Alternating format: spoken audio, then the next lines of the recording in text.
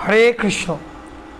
চলমান চন্দনযাত্রা উৎসবে প্রভু জগন্নাথের লীলা কথা আমরা প্রতিদিন আস্বাদন করছি। আজ আমাদের প্রভু জগন্নাথের লীলা কথায় আজ আমরা তৃতীয় দিবসে প্রবেশ করল। তাই আপনাদের কৃপা, আশীর্বাদ, দয়া, করুণা আমাদের সাথে বজায় রাখবেন, যাতে আমরা সকলে মিলে সমবেতভাবে প্রভু জগন্নাথের লীলা অমৃত আস্বাদন করতে পারি। এই চন্দনযাত্রা উৎসবে আমাদের প্রত্যেকের উচিত গুরু দায়িত্ব, প্রভু জগন্নাথকে আমরা চন্দন লেপন করব। প্রাণ ভরে ভক্ত তার প্রভুর সেবা করবে। এই সেবার মধ্যে এক দিব্য আনন্দ লুকিয়ে থাকে। সেই আনন্দ আমাদের লাভ করবার চেষ্টা করতে হবে। আর এই চলমান চন্দনযাত্রায় আমরা যদি প্রভু জগন্নাথের লীলা কথা আস্বাদন করি, প্রভু জগন্নাথ কিভাবে তার ভক্তদের সাথে লীলা বিলাস করেন, এখনও প্রভু জগন্নাথ প্রতিদিন প্রতিনিয়ত লীলা বিলাস করছেন। এটা আমাদের অনেক সৌভাগ্যের ব্যাপার যে কলিযুগের আরাধ্য ভগবান হলো প্রভু জগন্নাথ।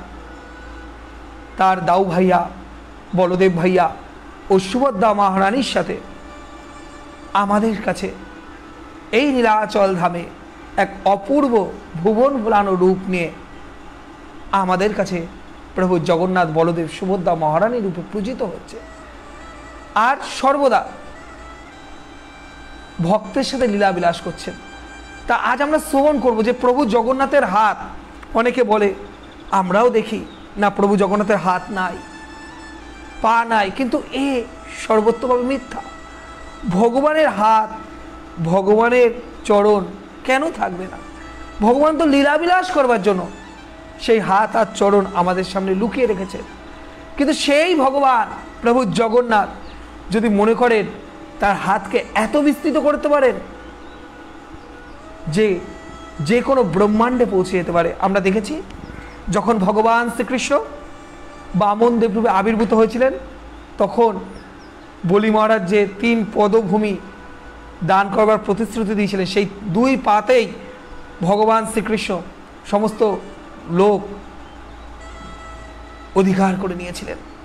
তদ্রূপ আমারও প্রভু জগন্নাথ যখন মনে করেন তখনই তার সেই হাতকে বিস্তৃত করতে পারেন। এবং প্রভু জগন্নাথের হাত এক ভক্তের টানে নীলাচল ধাম থেকে সেই হাত দিল্লিতে পৌঁছে গেছিল। আমরা সেই অপূর্ব লীলা কথা শ্রবণ করব। আজ আমরা শ্রবণ করব রঘু অরক্ষিতের কথা। অরক্ষিত রঘু কেন হলেন এবং বিষ মিশ্রিত প্রসাদ খেয়ে সেই রঘু অরক্ষিত কিভাবে বেঁচে গেলেন, এবং তারই স্ত্রী প্রতিব্রতা স্ত্রী অন্নপূর্ণা কিভাবে ভগবানের কৃপা লাভ করেছিল, প্রভু জগন্নাথের কোলে কোল লাভ করেছিল, সেই সকল লীলা কথা আজ আমরা আস্বাদন করব। তার সর্বাগ্যে আমরা মঙ্গলাচরণ করব। আপনারাও আমার সাথে মঙ্গলাচরণ করুন।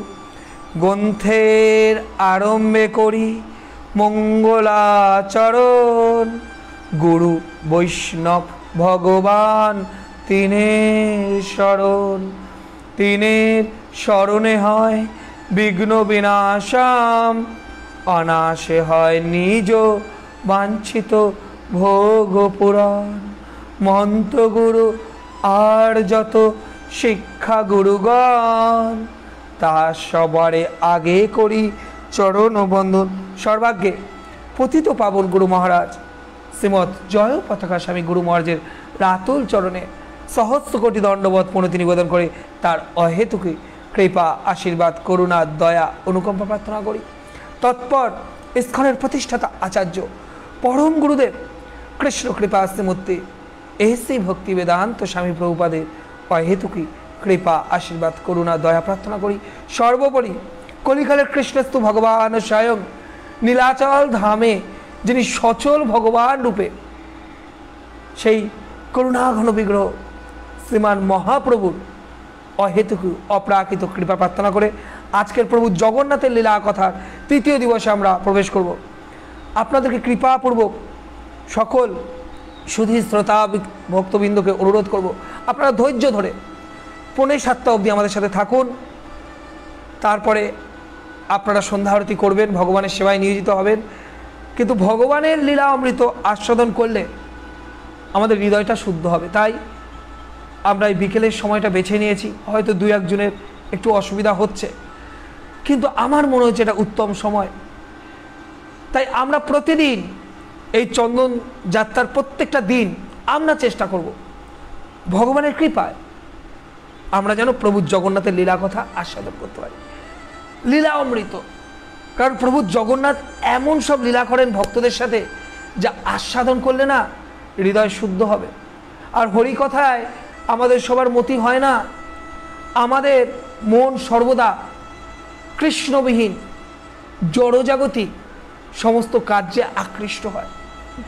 সমস্ত কিছু প্রতিকূলতার মধ্যেও বাধাকে অতিক্রম করেও আমাদের চেষ্টা করতে হবে যেন আমরা ভগবানের লীলা অমৃত আস্বাদন করতে পারি।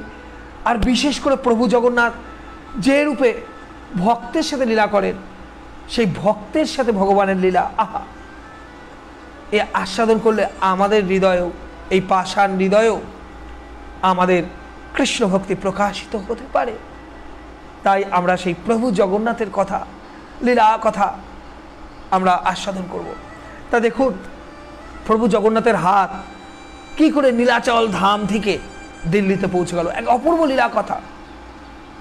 দিল্লিতে এক দর্জি ছিল, অপূর্ব তার হাতের কর্মকৌশলী, তার নাম হয়ে গেছিল জগতে, ভারতবর্ষে তার নাম ছড়িয়ে পড়েছিল। যেতে তিনি এত সুন্দর বস্ত্র বানায়, এত সুন্দর তার হাতের কাজ যে রাজা নবাবরাও তার কাজের প্রশংসা করতেন।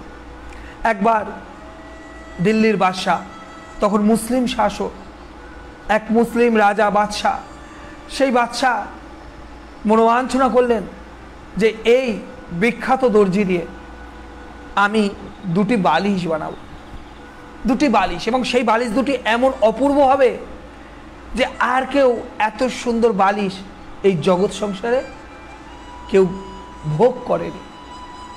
তাই দিল্লির বাদশাহ দূত এই দর্জির কাছে চলে আসলেন যে বাদশাহ 2টি অপূর্ব বালিশ চায়। তখন ওই দর্জি বাদশার সাথে দেখা করলেন এবং বাদশাহ তাকে নির্দেশ দিলেন সেই বালিশ এত সুন্দর হবে যেন আর দ্বিতীয় এরকম কোনো বালিশ না হয়।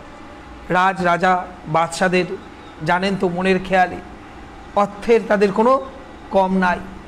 তাই সেই ঐশ্বর্যের অহংকারে রাজা এরকম মনোবাসনা করলেন যে এমন তো সুন্দর বালিশ হবে যাতে আর দ্বিতীয় কিছু নাই। তাই রাজা বললেন যত অর্থ প্রয়োজন তোমার এই বালিশ তৈরি করতে, এই বিশেষ স্বতন্ত্র বালিশ তৈরি করতে তোমার যত অর্থ প্রয়োজন হয় তুমি নাও, খরচ করো, কিন্তু এই বালিশ আর যেন দ্বিতীয় না হয়। আর এরকম বালিশ কিভাবে হলো সেই কথাও তুমি কাউকে বলবে না, অর্থাৎ তুমি গোপন রাখবে। যে বাদশাহ যে বালিশ ব্যবহার করবে সেই বালিশের যে কি করে তৈরি হয়েছে সেই কথাও কাউকে বলতে বারণ করলো। তা যথারীতি বাদশার আদেশ সেই দর্জি গ্রহণ করলেন এবং বালিশ তৈরি করছে। সেই দর্জি কখনো কখনো পাওয়া যায়, সেই দর্জির নাম পরমিষ্টি। সেই দর্জি খুব মনে প্রাণে জগন্নাথ ভক্ত ছিলেন এবং সর্বদা প্রভু জগন্নাথের গুণকীর্তন করতেন। প্রভু জগন্নাথ তার জীবনের সাথে জড়িয়েছিল। তা যখন বাদশার জন্য এই বালিশ তৈরি করছেন, ভেলভেট কাপড়ের, দামি ভেলভেট কাপড়, সব নানা রকম জড়ি দিয়ে, তার মনে একটা কোথায় দুঃখ হলো, হে জগতের নাথ জগন্নাথ, আজকে আমি এই দুর্লভ বালিশ তৈরি করছি, কিন্তু এই বালিশ আমাকে কাকে দিতে হবে?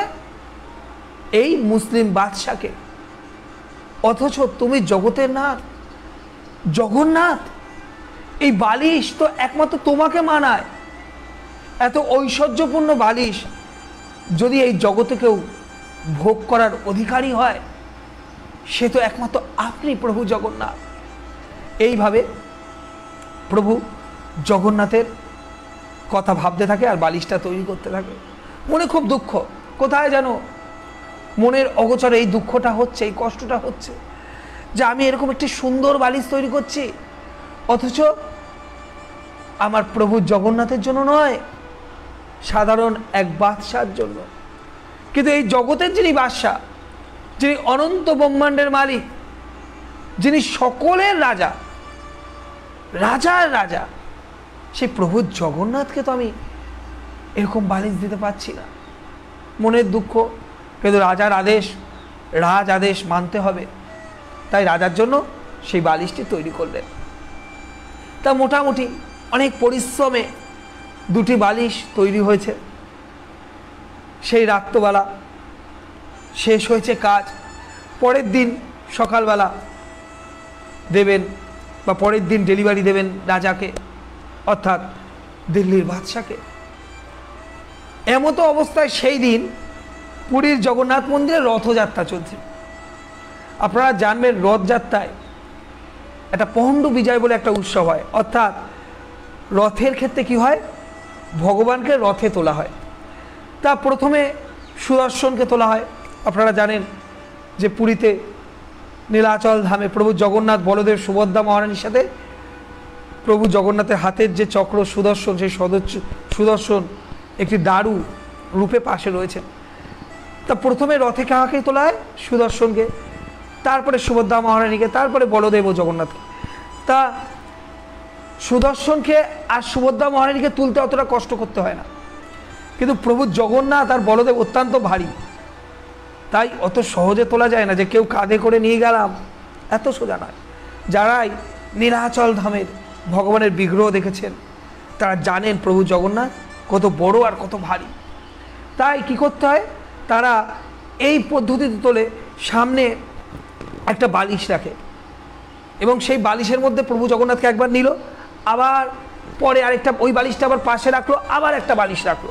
অর্থাৎ একবারে তো প্রভু জগন্নাথকে টানতে পারে না, তার জন্য কি করছে, প্রভু জগন্নাথকে এরকমভাবে নিয়ে একটা বালিশে রাখা হয়, আবার একটা বালিশে রাখা হয়। একে বলা হয় পহণ্ডু বিজয় উৎসব। তা এইভাবে প্রভু জগন্নাথকে নেওয়া হয়। তা হঠাৎ করে প্রভু জগন্নাথ তো ভারী, আর প্রভু জগন্নাথের লীলা, হঠাৎ করে একটা বালিশ ফেটে গেছে। প্রভু জগন্নাথকে রেখেছে পান্ডারা, আর বালিশটা ফেটে গেছে। আর বালিশটা ফেটে যায়, কি হয়েছে, তুলো বেরিয়ে গেছে, সেই বালিশ আর কাজের নয়। পান্ডাদের মধ্যে হাহাকার পড়ে গেছে, কি বালিশ কোথায় পাবো, যে বালিশ ছিল সে বালিশ কম পড়ে গেল। পান্ডারা এরকম চিন্তায় পড়ে গেছে।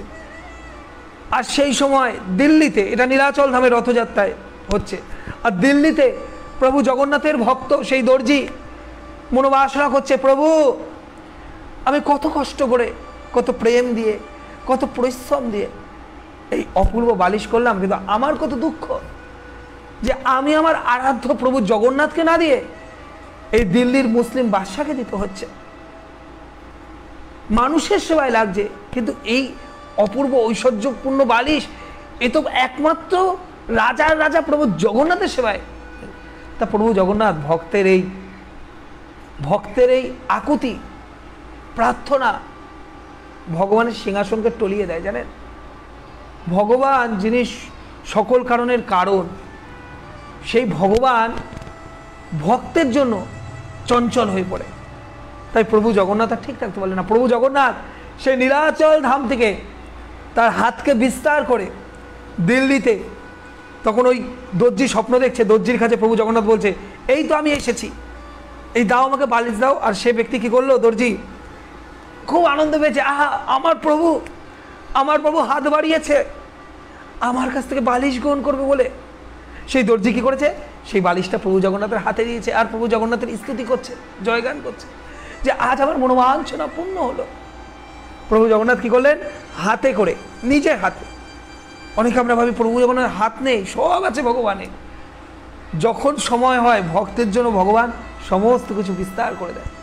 তাই প্রভু জগন্নাথ এই হাত বৃদ্ধি করে দিল্লি থেকে সেই দর্জির সেই বালিশ নিয়ে চলে আসলো। হঠাৎ করে পান্ডারা অবাক হয়ে যাচ্ছে, এখানে একটি খুব সুন্দর অপূর্ব বালিশ। পান্ডারা দেখছে একটা অপূর্ব বালিশ রয়েছে। যে ভেলভেটের কাপড়ে এরকম বালিশ আর নাই। আহা, পাণ্ডারা বুঝতে পারছে না, তারা চমৎকৃত যে কেউ কি এই বালিশটা প্রভু জগন্নাথের সেবায় দিয়ে গেল। পাণ্ডারা বুঝতে পারলো না, যথারীতি সেই বালিশটা ব্যবহার করে প্রভু জগন্নাথকে রথে আরোহণ করা হলো। এইদিকে ভোর হয়েছে, দর্জির ঘুম ভেঙে গেছে। দর্জি ভাবছে, আরে রাতে কি হয়েছিল? রাতে কি প্রভু জগন্নাথ সত্যিই এসেছিল? সত্যি কি প্রভু জগন্নাথ আমার থেকে বালিশটা নিয়ে গেল? এরকম ভাবতে ভাবতে তখন সেই দর্জি তাকিয়েছে যেখানে দুটো বালিশ রাখা ছিল। অবাক করা কাণ্ড, একটা বালিশ নাই। তখন খুব আনন্দ পাচ্ছে, একদম জয় জগন্নাথ বলে লাফাচ্ছে। আহা প্রভু, আহা প্রভু, কত কৃপা তোমার, কত কৃপা প্রভু, তুমি আমার কাছ থেকে বালিশটা নিয়ে গেলে। আহা প্রভু, তোমার কত না কৃপা, আমার জীবনটা ধন্য হয়ে গেল। কিন্তু পরক্ষণেই ভাবছে, এ কি হলো? রাজা অর্থাৎ বাদশাহ এই বালিশের জন্য আমাকে বায়না দিয়েছিল, এখন যদি বাদশাহ এই দুটি বালিশ না পায় তবে তো আমার গদ্দান নিয়ে নেবে। তাও ভাবছে, ঠিক আছে, যদি রাজার কাছে আমার গদ্দান চলে যায়, যদি দিল্লির বাদশাহ আমাকে গদ্দানও নিয়ে নেয়, তাও শান্তি। আমার আরাধ্য ভগবান, আমার প্রভু জগন্নাথ আমার কাছ থেকে তো বালিশটা গ্রহণ করেছে। এই আনন্দে তিনি আছেন, খুব আনন্দ পেয়েছেন। মনে ভয় আছে যে রাজা অর্থাৎ বাদশাহ তার গদ্দান নিলেও নিতে পারে, কিন্তু ভক্তের কাছে ভয়টা বললাম না, তার জন্য আমি সর্বদা বলি ভক্ত হতে হবে। দুঃখ কষ্ট আসবে, কিন্তু কোনো দুঃখ কোনো কষ্টই, কোনো দুঃখ কোনো কষ্ট ভক্তকে স্পর্শ করতে পারে না। দেখুন, ভাবছে এই দর্জি ভাবছে যে এই মুসলিম বাদশাহ আমার গদ্দানটাই না নিয়ে নেয়, কিন্তু তার সেই দুঃখ নাই, তার কাছে আনন্দ। আনন্দটা কিসের? ওহো, প্রভু জগন্নাথ স্বয়ং আমার ভগবান, গোলকধিপতি ভগবান শ্রীকৃষ্ণ, তিনি আমাকে আজকে হাত বিস্তার করে সেই নীলাচল ধাম থেকে বালিশ নিয়ে গেল। ভক্তের ভাব এটা। আমাদের মধ্যে অবিশ্বাস আসতে পারে, আমরা ভাবতে পারি এটা কি কখনো হতে পারে, এটা কি কখনো সম্ভব, এটা কি গল্প মনে হচ্ছে? না মা, গল্প নয়। ভক্তের জন্য ভগবান এমনই আচরণ করেন। আমরা একটু আগে বললাম, ভগবান শ্রীকৃষ্ণ বামনদেব রূপে আবির্ভূত হয়ে বলি মহারাজের যজ্ঞস্থলে ছোট্ট বামনদেব ছিল। কত ছিল? বামনদেব অত্যন্ত ছোট্ট ছিল। সেই বামনদেব প্রয়োজনে কত বিস্তৃত করে দিলেন, সেই তার চরণ সমস্ত ব্রহ্মাণ্ডে, স্বর্গ ব্রহ্মলোক সমস্ত ব্রহ্মাণ্ডে চলে গেল, আর একটা চরণ পাতাল অবধি চলে গেল। তা ভগবান ভক্তের সাথে লীলা করবার জন্য করেন। আমরা তো ভক্ত হতে পারিনি, তাই আমরা উপলব্ধি করতে পারি না, তাই আমাদের মনে কখনো কখনো অবিশ্বাস আসে। কিন্তু এটা অবিশ্বাস রাখবার বিষয় নয়, এটা কোনো গল্প নয়, এগুলো সত্য ঘটনা। ভগবান তার ভক্তের সাথে লীলাবিলাস করবার জন্য এই কৃপা করে।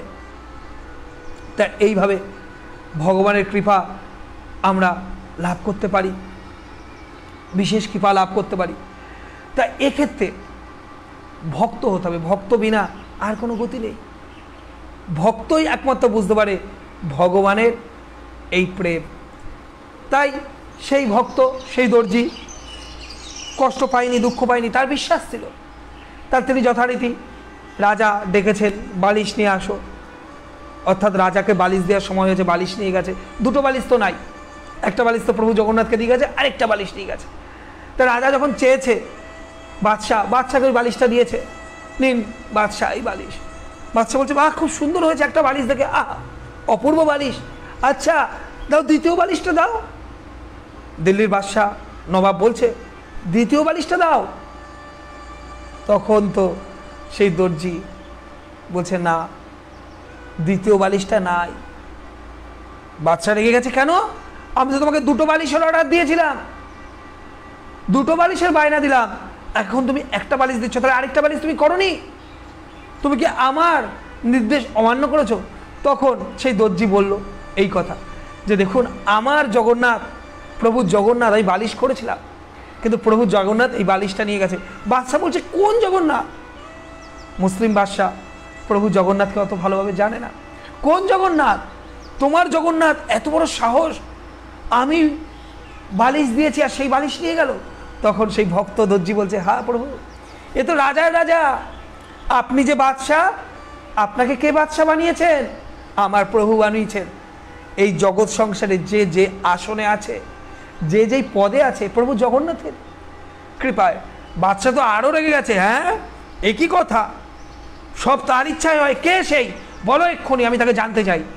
তখন ভক্ত বলছে, দর্জি, যে প্রভু জগন্নাথ আমার নীলাচল ধামে থাকে। নীলাচল ধামে থাকে প্রভু জগন্নাথ। নীলাচল ধামে থেকে প্রভু জগন্নাথ আমাদেরকে এই কৃপা করেন। বোঝা গেল? তাই এইভাবে বলছেন। তখন তো বাদশা খুব রেগে গেছে। ও, তোমার প্রভু জগন্নাথের এত ক্ষমতা, তুমি কি আর গল্প দেওয়ার আর জায়গা পাও না?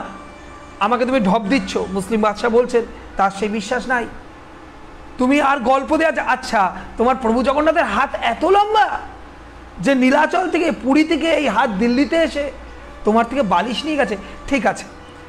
সাথে সাথে সেই দিল্লির মুসলিম বাদশাহ তার সেনাবাহিনী, অনুগত সেনাবাহিনীকে, সৈনিকদের অর্ডার দিলেন, যাও এক্ষুনি এর 2 হাত বেঁধে দাও, পিছে করে বেঁধে দাও, বেঁধে দিয়ে একে অন্ধকূপে পতিত করো, দেখি এর প্রভু জগন্নাথের হাত কত লম্বা, কত শক্তিশালী, যে একে এই অন্ধকূপ থেকে তার হাত ছাড়িয়ে দিই। ও, প্রভু জগন্নাথের হাত এত লম্বা যে নীলাচল থেকে বালিশ নিয়ে গেল। এবার দেখব সেই হাত কোথায় থাকে। এবার যার যেরম ভাব, বাদশার সেই ভক্তি নাই, তিনি প্রভু জগন্নাথের মহিমা জানবেন কি করে? কিন্তু দর্জি ভক্ত এতে দুঃখ পেলেন না, ভগবানের শরণে চলে গেলেন। ঠিক আছে, ভগবানের যা ইচ্ছা, যদি আমাকে রক্ষা করতে হয়, বাঁচাতে হয়, তাহলে ভগবান বাঁচাবে। মারবি রাখবি যো ইচ্ছা তুহারা, নিত্য দাসপতি তুহা অধি করা। বোঝা গেল? ভক্তের ভাব এটা। তুমি মারবে রাখবে যো ইচ্ছা তোমারা, আমি তো তোমার নিত্য দাস। ভক্ত মরবার ভয় না, ভক্তদের মধ্যে মরবার ভয় নেই। ভক্ত জানে এই দেহের মৃত্যু হয়, আত্মার মৃত্যু হয় না। এই আত্মাটা এই দেহরূপী খোলস শুধু পরিবর্তন করে, তাই মৃত্যুকেও ভক্ত ভয় পায় না। মৃত্যুটাও ভগবানের কৃপা। আজ সেই দর্জি এই ভাবটাই পোষণ করলো এবং ভগবানের শরণে চলে গেল। আর যথারীতি সেই নবাবের বাদশারা তার হাত বেঁধে নিয়ে গেল সেই অন্ধকূপে। রাত্রি হয়ে গেছে, সন্ধ্যা পেরিয়ে রাত। যখন রাত হয়েছে তখন এ তো আর কিছু করতে পারছে না, হাত বাঁধা, অন্ধকূপ, শুধু প্রভু জগন্নাথকে স্মরণ করছে। আর ভক্ত যখন ভগবানকে স্মরণ করছে না, হৃদয় মন সমর্পিত চিত্তে ভক্ত যখন ভগবানকে আহ্বান করে, ভগবানকে ডাকে, তখন আমার ভগবান আর ঠিক থাকতে পারে না। তাই ভগবান প্রভু জগন্নাথ আর ঠিক থাকতে পারলেন না। ওহে বাদশাহ, তুমি আজ এই জড়জাগতিক বাদশাহ হয়ে এত অহংকার করছো, দাঁড়াও। প্রভু জগন্নাথ কি করলেন? স্বয়ং চলে আসলেন, তার হাতকে সেই বিস্তৃত করলেন। আবার প্রভু জগন্নাথ আবার ভক্তের জন্য সেই হাতকে বৃদ্ধি করলেন। প্রভু জগন্নাথ স্বয়ং এসে সবার প্রথমে কি করলেন? ওই অন্ধকূপের মধ্যে গিয়ে ওই ভক্তের হাতের বন্ধন খুলে দিলেন। ভক্ত দেখছে, সেই দর্জি দেখছে, আহা, আমার আরাধ্য প্রভু, প্রভু জগন্নাথ আমাকে রক্ষা করতে আমার কাছে চলে এসেছেন। আহা, ভক্ত প্রভু জয়গান করছেন, আর প্রভু জগন্নাথ প্রেম দিয়ে তার ভক্তের বন্ধন খুলে দিলেন আর বললেন, দাঁড়াও, কালকে সকালে আমি এর ব্যবস্থা তুমি পাবে, আমি এখন আসছি। এই বলে প্রভু জগন্নাথ ভক্তকে সেই অন্ধকূপে রেখেই চলে আসলো। এসে কার কাছে এসেছে? বাদশাহ ঘুমিয়ে আছে সেই একটা বালিশে ঐশ্বর্যগুণ। এসেই প্রভু জগন্নাথ বাদশাকে এক চর। দেখুন, প্রভু জগন্নাথ ভালো কিন্তু পিটায়। প্রভু জগন্নাথ অনেককে পিটিয়েছে, মানে এগুলো ভগবানের এত কৃপা না। ভগবান দেখুন, আজকে মুসলিম বাদশাহ বলছে, আচার্যরা বলছে এই মুসলিম বাদশাহের কত সৌভাগ্য। আমরা যে সৌভাগ্য না লাভ করলাম, আজ এই মুসলিম বাদশাহ ভগবানের প্রতি বিশ্বাস না রেখে সেই সৌভাগ্য লাভ করলো। আজ প্রভু জগন্নাথ এই মুসলিম বাদশাহকে কৃপা করলো। এটা চর না, এটা কৃপা। মুসলিম বাদশাহকে খুব চড়ালো, এখানে চড়াচ্ছে, এই গালে চড়াচ্ছে, 2 গা লাল করে দিয়েছে। মুসলিম বাদশাহ ঘুম থেকে উঠে দেখছে কি এক কালো মূর্তি। প্রভু জগন্নাথকে কিরম দেখছে?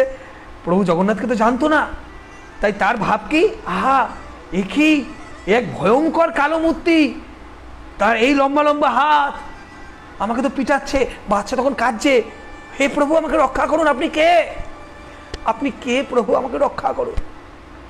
তখন প্রভু জগন্নাথ বলছেন, আমি প্রভু জগন্নাথ। তখন বাদশা বুঝতে পেরেছে, ও তাহলে দর্জি সঠিক কথাই বলছিল, ইনি প্রভু জগন্নাথ, ইনি জগদীশ্বর। ইনি ইচ্ছা করলে তার হাতকে নীলাচল ধাম থেকে সেই হাতকে দিল্লি পর্যন্ত বিস্তৃত করতে পারে, আর আজ আমায় শাস্তি দিচ্ছে। প্রভু জগন্নাথের চরণে লুটিয়ে পড়েছে সেই মুসলিম বাদশা, প্রভু আমাকে ক্ষমা করুন, আর আমাকে প্রহার করবেন না, আমি আপনার ভক্তের চরণে বড় অপরাধ করে দিয়েছি, প্রভু আমাকে কি করতে হবে। প্রভু জগন্নাথ বললেন, দেখো তুমি যার চরণে অপরাধ করেছো তার কাছে ক্ষমা চাবে এবং তাকে যোগ্য সম্মান দেবে।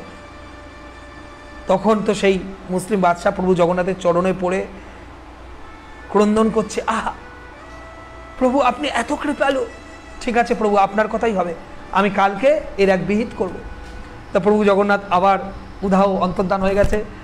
সকালবেলা ঘুম থেকে উঠেই সেই অবস্থাতেই আগেই সেই বাদশা বলল, শিগগিরই যাও, সমস্ত অনুগত সৈনিকদের ডেকে এক্ষুনি যাও, গিয়ে ওই দর্জির বন্ধন মুক্ত করো, তাকে সসম্মানে আমার কাছে নিয়ে আসো। তখন বাদশার নির্দেশে তার অনুগত সৈনিকরা তাকে সসম্মানে নিয়ে আসলো। সসম্মানে নিয়ে এসে যখন সসম্মানে নিয়ে এসেছে তখন খুব আনন্দ পেয়েছে, আহা, আর এদিকে এই দর্জিও তো বুঝতে পারছে, ওহো সবই তো প্রভু জগন্নাথের লীলা, ও বাদশা দেখেছো তো আমার প্রভু জগন্নাথের হাত কত লম্বা, জয়গান করছেন। ভক্ত কি, ভক্ত তো আনন্দ করছে যে ভগবান এই লীলা করলেন, এই লীলায় ভক্ত আনন্দ পেয়েছেন, খুব আনন্দ পেয়েছেন। এবং তখন দিল্লির সেই বাদশা কি করলে জানেন, হাতির উপর বসিয়ে এই ভক্তকে কি করলেন, এই দর্জি দেখতে ভালো ছিল না, কুৎসিত ছিল, কুৎসিত, পিছনে একটা কুচ মতো ছিল, ঠিক আছে, রূপ তার ভালো ছিল না, সেই দর্জিকে এই বাদশা বুঝতে পারলেন যে ভক্তের কি মহিমা, তাকে বসালো হাতির পিছনে, হাতির পিঠে বসিয়ে সমস্ত এই দিল্লি শহরে তিনি তাকে ভ্রমণ করিয়েছিলেন। আর এই ভক্তের জয়গান এই মুসলিম বাদশা নিজে করেছিলেন যে আমি কিসের রাজা, এই জগতের রাজারও রাজা আছে, আমাকে যে রাজা বানিয়েছে সেই রাজার ভক্ত হলো ইনি সেই রাজার প্রিয়, তাই আমার থেকেও বেশি সম্মান এর পাওয়া উচিত। তাই সেই বাদশা পুরো দিল্লি শহরে এই দর্জিকে নিয়ে হাতিতে চড়িয়ে ঘুরেছিলেন এবং তিনি নিজে হেঁটে হেঁটে যাচ্ছিলেন। সে অপূর্ব কথা। তা দেখুন আপনারা শ্রবণ করলেন যে প্রভু জগন্নাথ ভক্তের সাথে কত লীলা করে, আজও করছে জানেন, প্রতিদিন প্রতিনিয়ত করছে। আমরা আগামী কিছুদিন অর্থাৎ চন্দনযাত্রার দিনগুলো প্রভু জগন্নাথের এরকম অপূর্ব অপূর্ব লীলা কথা শ্রবণ করব। প্রভু জগন্নাথ ভক্তের মলমূত্র পরিষ্কার করছেন, প্রভু জগন্নাথ দাসিয়া, কালকে দাসিয়ার কথা শ্রবণ করেছিলাম, যে দাসিয়া ভগবানের অন্যের থালার মধ্যে ভগবানের চক্ষুকে দর্শন করেছে, মনে আছে সবার যারা ছিলেন কালকে, মনে আছে তো সেই দাসিয়া ভক্তের কথা, সেই দাসিয়ার সাথে ভগবান আরও লীলা করেছেন।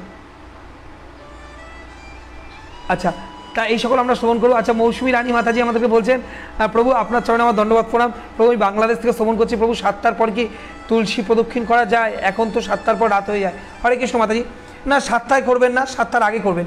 আমি তার জন্য 6:45 6:30 থেকে 6:45 এই ক্লাস শেষ করে দিই, ওই একই কারণে। আপনি পুরো প্রস্তুত রেখে দেবেন। তুলসী, আপনারা জানেন তো সন্ধ্যা আরতি তুলসী প্রদক্ষিণ দিয়ে, তুলসী কীর্তন দিয়ে শুরু হয়, তাই 7টার আগে করলে কোনো অপরাধ নেই। কারণ আমরাও আমাদের এই জগন্নাথ মন্দিরে আমরাও 6:30 পরেই করি।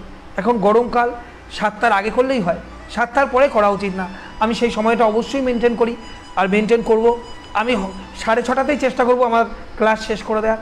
যদি কখনো 6:30 না হয়, ম্যাক্সিমাম 6:45, 6:45 বেশি আমি যাব না, ঠিক আছে মাতাজি? অত্যন্ত সুন্দর প্রশ্ন। আপনি তুলসী মহারানীর সেবায় নিয়োজিত থাকুন এবং প্রাণ ভরে তুলসী মহারানীর সেবা করুন। সন্ধ্যা আরতি শুরুই করতে হয়, যারা জানেন না প্রত্যেকে বলছি, সন্ধ্যা আরতি যখন শুরু করবেন অবশ্যই তুলসী দেবীর আরতি কীর্তন দিয়ে শুরু করবেন, এটা নিয়ম। আর গরমকাল, তাই 6:30 দিক করলে, 6:45 দিক করলে কোনো অপরাধ নেই। এমনকি মন্দিরে তো অনেক মন্দিরে 6:30 পরেই শুরু হয়, ঠিক আছে মাতাজি? হরে কৃষ্ণ। আচ্ছা, আপনাদেরকে লীলা কথা শ্রবণ করলেন। এই দর্জি ভক্তের কথা, আরও লীলা কথা আপনাদের শ্রবণ করাবো। রূপা পাল, প্রভু আপনার কথা আমার খুব ভালো লাগে, অনেক ধন্যবাদ রূপা পাল মাতাজি।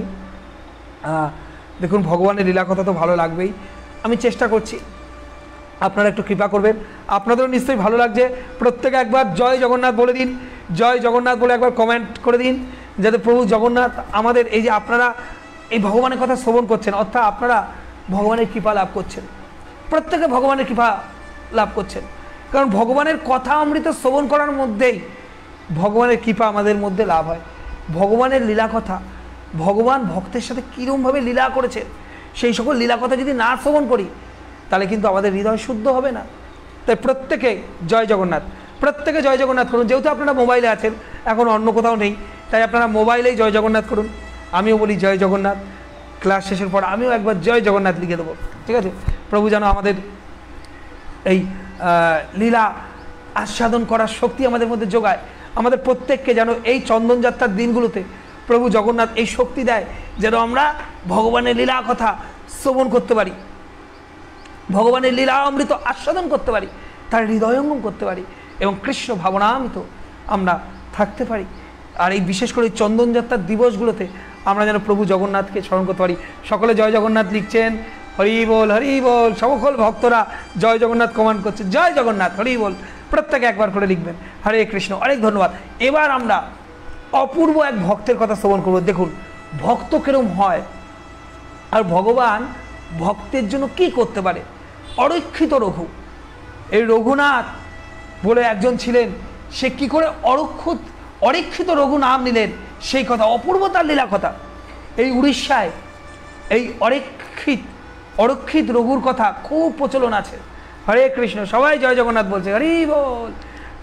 সবাই জয় জগন্নাথ। অনেক ধন্যবাদ যারা জয় জগন্নাথ বলছেন, কারণ জগন্নাথ প্রভুকে সর্বদা আমাদের স্মরণ করতে হবে।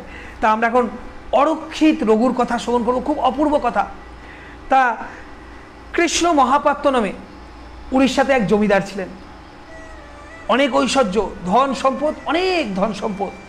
ধন সম্পদে তাদের কিছু কম নাই, প্রচুর ধন সম্পদ। তা সেই কৃষ্ণ মহাপাত্রর একমাত্র পুত্র ছিল রঘুনাথ। রঘুনাথ বলে একমাত্র পুত্র ছিল। আপনাদের যাদের মনে প্রশ্ন আছে, অনেকে প্রশ্ন করছেন কিন্তু আমি এখন উত্তর দিচ্ছি না, আপনারা প্রশ্ন করতে থাকবেন। আমি ক্লাস শেষে এই রঘু অরক্ষিতের কথা, একটু ভগবানের লীলা কথা শ্রবণ করে তারপর আমরা প্রশ্ন নেব। হরি বল। সবাই জয় জগন্নাথ বলছেন, অনেক ধন্যবাদ। অনেক ধন্যবাদ আপনাদেরকে যারা জয় জগন্নাথ বলছেন। এইভাবে আমরা যেন জগন্নাথের জয় গান করতে পারি, জয় জগন্নাথ। তা এই কৃষ্ণ মহাপাত্রর একমাত্র পুত্র ছিল কে? রঘুনাথ। তা তার অনেক ঐশ্বর্য ছিল। তা রঘুনাথ ছোটবেলা থেকেই ভগবানের জন্য দান ধ্যান করতে ভালোবাসে। বোঝা গেল এ কী করতো, পিতার অনেক ঐশ্বর্য আর এ সব ভগবত সেবায়, ভক্ত সেবা করতে খুব ভালোবাসত। ভক্ত সেবা, যারা শুদ্ধ ভক্ত হয়েছে না এই জগৎ সংসারে, প্রত্যেকে শুদ্ধ ভক্ত কী করে হয়েছে জানেন? একটাই ফর্মুলা, ভক্ত সেবা করা। ভক্ত সেবা না করলে ভক্তি লাভ করা যায় না। তাই এই রঘুনাথ প্রাণ ভরে ভক্ত সেবা করত। বলছে ভকত সেবা পরম সিদ্ধি, প্রেমলতিকার মূল। ভক্ত সেবা অত্যন্ত গুরুত্বপূর্ণ, ভক্ত সেবা সর্বদা করতে হয়। আর এই রঘুনাথ তাই কি করতেন? ভক্ত সেবা করতেন। তার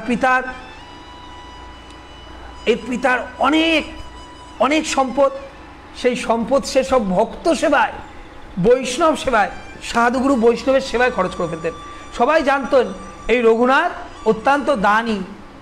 তা এইভাবে রঘুনাথ দান করতেন। তার পিতা বলছে না, বসে বসে খেলে বা অর্থ যদি উপার্জন না করা হয়, খরচ করা হয়, তাহলে বলছে লক্ষ্মীর ভাণ্ডারও শেষ হয়ে যায়। তদ্রূপ ভক্ত তো, তা উপার্জন কি করবে? শুধু ভক্ত সেবা করবে। সমস্ত পিতার সম্পদ, সমস্ত কিছু এইভাবে সমস্ত কিছু সম্পদ সে ভক্ত সেবা করত। তার পিতা কৃষ্ণ মহাপাত্র অত্যন্ত চিন্তিত হয়ে পড়েছিলেন, মাতা চিন্তিত হয়ে পড়েছিলেন, কি হবে? আমাদের পুত্র তো সমস্ত সম্পদ ভগবানের নামে খরচ করে ফেলছে, না একে বিবাহ দিতে হবে। তা যখন রঘুনাথ 16 বছর বয়সে পদার্পণ করলো, তখন তার পিতামাতা তার বিবাহর ব্যবস্থা করলো। খুব সুন্দর কথা এই রঘুর কথা, প্রাণ ভরে শুনবেন, ঠিক আছে। তার পিতামাতা কী করলো, বিবাহর ব্যবস্থা করলো। তা যথারীতি সেই বিবাহ হলো, এবং বিবাহ কার সাথে হলো, আরেক ধনী ব্যক্তি গঙ্গাধার। গঙ্গাধার বলে একজন ধনী ব্যক্তি ছিলেন, তার 7টা ছেলে আর তার একমাত্র কন্যা। সেই কন্যার নাম কি, অন্নপূর্ণা। অর্থাৎ সেই অন্নপূর্ণার সাথে এই রঘুনাথের বিবাহ হলো। বিবাহ হচ্ছে, আর রঘুনাথ বিবাহর পরেও তার অর্থ কি করতে চায়, অর্থ সে খরচ করে। এই বিবাহর পরেও সে অর্থ খরচ করে, তার কোনো চিন্তা নাই তার কি সঞ্চয় হবে, কি থাকবে, সেই চিন্তা রঘুনাথ করে না। আর তার স্ত্রী অন্নপূর্ণা পতিব্রতা স্ত্রী, স্বামী খরচ করেন, স্বামীর কখনো বিরুদ্ধাচার করে না, স্বামী যা বলবে। পতিব্রতা সতী নারী, আমি বলছি না মায়েদের কোনো নিজস্ব মত থাকা উচিত না, অবশ্যই মত থাকা উচিত। তবে স্বামী যদি ভক্ত হয়, স্বামী যদি একজন সুন্দর মানুষ হয়, তবে প্রত্যেকটা, আমি মনে করি প্রত্যেকটা মায়ের, প্রত্যেকটা স্ত্রীর উচিত সেই স্বামীর কথা শুনে চলার। এবার যে স্বামী যদি অসুর হয় সেটা আলাদার কথা, কারণ স্বামী যদি আসামি হয়, আমি সেরকম স্বামীর কথা বলছি না, কিন্তু স্বামী যদি ভক্ত হয়, স্বামী যদি একটি সুন্দর মানুষ হয়, তখন প্রত্যেকটা নারী, সেই প্রত্যেকটা মায়ের উচিত সেই পতিব্রতা ধর্ম পালন করা, স্বামী যা বলে তাই পালন করা। কখনো কখনো হয়তো পতিদেব আপনার মনের বিরুদ্ধে কিছু বলছে, কিন্তু আপনাকে বিচার করতে হবে যে না, আমার স্বামী কেমন, আমার স্বামী যদি একজন সুন্দর মানুষ হয়, নিশ্চয়ই তিনি যেটা বলছেন সেটা ভালোর জন্য বলছেন। কারণ সবার মনের মিল হবে এমন নয়, আমার মতের বিরুদ্ধে অনেক কিছু হতে পারে, কিন্তু কে মতের বিরুদ্ধে করছে, তিনি কেমন, সেটাও একটা বিচার করার বিষয়। তা যাই হোক, মাতা অন্নপূর্ণা অত্যন্ত পতিব্রতা স্ত্রী ছিলেন, স্বামীকে একদম সর্বদা মানতেন। তাই রঘু অরক্ষিত সমস্ত কিছু যত অর্থ ছিল, সমস্ত অর্থ এই রঘু অরক্ষিত নষ্ট করে দিয়েছে। রঘুনাথ অরক্ষিত তো পরে হলো, এই রঘুনাথ সমস্ত কিছু নষ্ট করে দিয়েছে। তাই তার শ্বশুর বাড়ির লোক, অর্থাৎ তার শ্বশুর গঙ্গাধর তার কন্যা অন্নপূর্ণাকে গৃহে নিয়ে গেছেন। তার রঘু অরক্ষিতের সব কিছু দান করতে করতে তার গৃহটাও শেষ, অর্থাৎ এত সম্পদের মালিক ছিল রঘুনাথ। আজ সেই রঘু সমস্ত সম্পদ বিলিয়ে দিয়েছেন, শেষ সম্পদটুকু সে ভক্ত সেবায় নিয়োজিত করেছে। এমতো অবস্থায় তার কাছে কিছু নাই, তার কাছে খাওয়ার কিছুও নাই। আর তার স্ত্রী কোথায়, শ্বশুর বাড়ি চলে গেছে, অর্থাৎ শ্বশুর নিয়ে গেছে। তাই এই সময় রঘু ভাবছেন, আমার কি হবে, আমি তো এখন অরক্ষিত, বলি না আমরা রক্ষিত অরক্ষিত, সেই অরক্ষিত, আমি তো এখন অরক্ষিত, আমার তো কিছু নাই, আমি এই অরক্ষিত অবস্থায় রয়েছি। তা একমাত্র এই জগতের যিনি নাথ, নীলাচল ধামের প্রভু জগন্নাথ, তিনি তো সবাইকে রক্ষা করেন, তিনি তো সমস্ত ব্রহ্মাণ্ডের মালিক, তিনিই তো এই জগৎ পালন কর্তা। না, আমি যাই, তার শরণে চলে যাই। তা রঘুনাথ কি করলেন, সমস্ত সংসারকে ত্যাগ করে রঘুনাথ চলে গেলেন কোথায়, নীলাচল ধামে। নীলাচল ধামে যায়, যেটুকু মেলে ভিক্ষাবৃত্তি করে, অর্থাৎ মাধুকরী করে ভক্তরা যেটুকু দেয় সেটুকু আহার করে, আর প্রভু জগন্নাথকে স্মরণ করে। জগন্নাথ বিনা তার কিছু নাই, মন হৃদয় সমস্ত কিছু জগৎপতি প্রভু জগন্নাথকে স্মরণ করে দিয়েছে, সমর্পিত করে দিয়েছে। জগন্নাথ বিনা তার জীবনে আর কিছু নাই, সম্পূর্ণরূপে জগন্নাথের স্মরণে চলে গেছে। তার পিতাও মারা গেছিল, মাতাও অগ্নির মধ্যে প্রবেশ করে দেহ রেখে গেছিল, সবাই চিন্তিত ছিল। তাই রঘু যখন দেখলেন কেউ নাই তার পরিবারে, তার স্ত্রীও চলে গেছে শ্বশুর বাড়ি, শ্বশুর নিয়ে গেছে, তখন রঘু আর উপায় না দেখে এই অরক্ষিত অবস্থা, উনি ভাবছেন রঘু, এখন তো আমার সম্পদও নাই, কিছুই নাই, আমি তখন অরক্ষিত অবস্থায় রয়েছি। তাই যিনি রক্ষা করতে পারেন, এই জগৎ সংসারের যিনি মালিক, যাই আমি তার স্মরণে চলে এসেছেন। আর এইভাবে নীলাচল ধামে জীবন অতিবাহিত করেন। এইভাবে জীবন চলছে, সম্পূর্ণভাবে জগন্নাথের প্রতি সমর্পিত। একদিন এইদিকে যে তার পতিব্রতা স্ত্রী অন্নপূর্ণা, মাতা অন্নপূর্ণা, তার পিতার গিয়েছিলেন, তার পিতারা এই সংবাদ পেলেন, গঙ্গাধর আর তার ভাইরা, অর্থাৎ মাতা অন্নপূর্ণার ভাইরা এই সংবাদ পেলেন যে রঘুনাথ এখন জগন্নাথ ধামে গিয়ে অর্থাৎ পুরীতে গিয়ে ভিক্ষাবৃত্তি করে জীবনযাপন করছে, ভিক্ষাবৃত্তি করছে, সে ভিক্ষাবৃত্তি করে জীবন ধারণ করেন। আর তার সাথে আমার বোনকে রাখা যাবে না, আমার বোনকে রাখা যাবে না। এই আমরা বড় ভুল করে ফেলেছি। এরকম এক ভবগুরের সাথে, ভক্তকে সবাই পাগল বলে, জানেন তো, বলছে, বলে না, যখন লোকে যারা পাগল বলে সে পাগল নয়, যে কৃষ্ণ পাগল হতে হবে, কৃষ্ণ ভক্ত, জগন্নাথ ভক্ত হতে হবে। ভক্তদের অনেকে অনেক কটু কথা বলতে পারে। তা এই রঘুনাথের শালারা, তার শ্বশুররা, শ্বশুর এই কথাই ভাবছেন যে ভিখারি, পাগল, উন্মাদ, এর সাথে আমাদের আর অন্নপূর্ণাকে রাখা যাবে না। তো অন্নপূর্ণার জন্য কি করলো? বিবাহের জন্য পাত্র খুঁজতে থাকলো। অন্নপূর্ণা অনেকভাবে বাধা দিল, না পিতা, না ভাই, আমাকে বিবাহ দিও না, আমি সম্পূর্ণরূপে আমার পতিদেব রঘুনাথের প্রতি সমর্পিত, আমি বিবাহ করবো না। কিন্তু অবলা নারীর কথা আর কে শুনবে? কে শুনছে আমার মাতা অন্নপূর্ণার কথা? তার পিতা, তার ভাইরা তার মতের বিরুদ্ধে গিয়ে তার বিবাহের জন্য পাত্র দেখতে থাকবে। এবং অবশেষে এক ধনী বসু মহাপ্রাত বলে একজন ছিল, বসু বলে, তার এক পুত্র ছিল, তার সেই পুত্রকে, সেই বসি মহাপাত্রর পুত্রকে তারা তাদের কন্যার সাথে বিবাহ দেবে বলে ঠিক করলো। তা এইভাবে যখন পাত্র পেয়েছে, বিবাহের আয়োজন চলছে, মাতা অন্নপূর্ণা দেখছে আর কোনো উপায় নাই। কিছুদিন পরে একটা দিনও ঠিক হলো যে এই দিন মাতা অন্নপূর্ণার বিবাহ দেওয়া হবে, এই দিন দেওয়া হবে। যখন এরকম সকলে ঠিক করেছে, মাতা অন্নপূর্ণা আর কোনো উপায় না দেখে তার স্বামীর উদ্দেশ্যে একটি পত্র লিখলেন, দেখো আমাকে আমার বাড়ির লোক বিবাহ দিচ্ছে, কিন্তু আমি এ বিবাহ করতে পারবো না, কারণ আমি হৃদয় মন কিছু আপনার কাছে সমর্পিত করেছি। আপনি ভিক্ষা করলেও আমি আপনার পত্নী, আপনি ঐশ্বর্যে থাকলেও আমি আপনার পত্নী, আমি আপনাকে ছাড়া আর দ্বিতীয় কাউকে আমার স্বামী হিসাবে ভাবতে পারি না। তাই এই চিঠি পাওয়ার 10 দিনের মধ্যে যদি আপনি না আসেন আমার কাছে, আমি ওই বিবাহ তো করবো না, আমি আমার প্রাণ বিসর্জন দিয়ে দেবো। আর আপনি যদি না আসেন, আপনি মনে রাখবেন এই নারী হত্যার পাপ আপনার লাগবে। আপনি না আসার কারণে যে আমি আমার জীবন দিয়ে দিলাম, এই পাপ কিন্তু আপনাকে নিতে হবে। আপনি প্রভু জগন্নাথের সেবক, অত্যন্ত উত্তম, আপনি যুগ যুগ ধরে জীবন দিয়ে প্রভু জগন্নাথের সেবায় নিয়োজিত হন। আহা, ইহা কত আনন্দের বিষয়। কিন্তু আপনি মনে রাখবেন, আপনি যদি না আসেন, আমার আত্মহত্যার জন্য আপনি দায়ী থাকবেন। এরকম পত্র লিখলো। তার চিঠি কাকে দিয়ে পাঠাবে? তখন মাতা অন্নপূর্ণা খুঁজছে কে পুরীতে যাবে, এবং একজনকে পেলেন। এক ব্রাহ্মণ পুরীতে যাচ্ছিল জগন্নাথ দর্শনে, তার হাতে পত্রটা দিয়ে বললেন, এই পত্রটা কৃপাপূর্বক আমার স্বামী রঘুনাথকে দেবেন।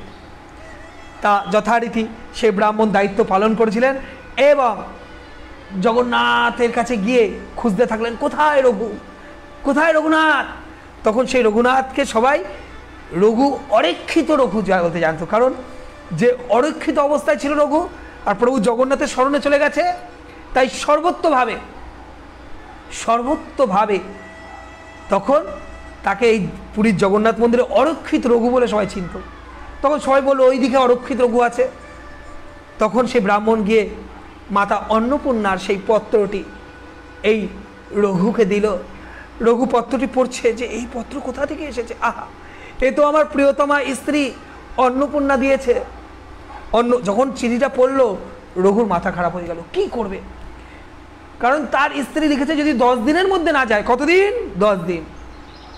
যদি 10 দিনের মধ্যে না যায় তবে কি হবে? তবে সে আত্মহত্যা করবে।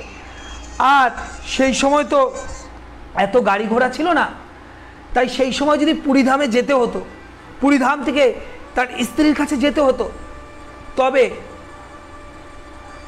তবে সেই সময়ে এত সময় লাগতো, 1 মাস হয়তো লেগে যাবে, 30 দিন লেগে যাবে। কিন্তু মাতা অন্নপূর্ণা যে লিখেছে 10 দিনের মধ্যে না আসলে আত্মহত্যা করবে, তা রঘু অত্যন্ত চিন্তিত হয়ে পড়লো। তার মধ্যে অনেকটা দিন চলে গেছে, রঘু তো কোনো উপায় পাচ্ছে না। কি হবে, কি উপায় আছে, কিভাবে যাব, কি রূপে যাব?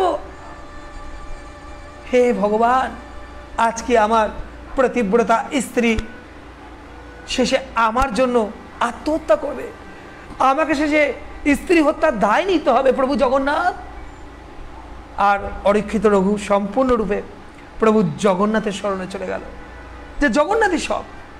তার রাতে ঘুমিয়েছে, আপনারা চিন্তা করতে পারবেন না। আবার আপনাদের কাছে গল্প মনে হতে হবে, কিন্তু গল্প নয়। প্রভু জগন্নাথ ভক্তের জন্য এই সকল মিরাকেল করে থাকে। আমাদের কাছে এগুলো বিস্ময় মনে হতে পারে, মিরাকেল মনে হতে পারে, কিন্তু ভক্তের কাছে কখনোই এটা বিস্ময় নয়। প্রভু জগন্নাথ কি করলেন জানেন?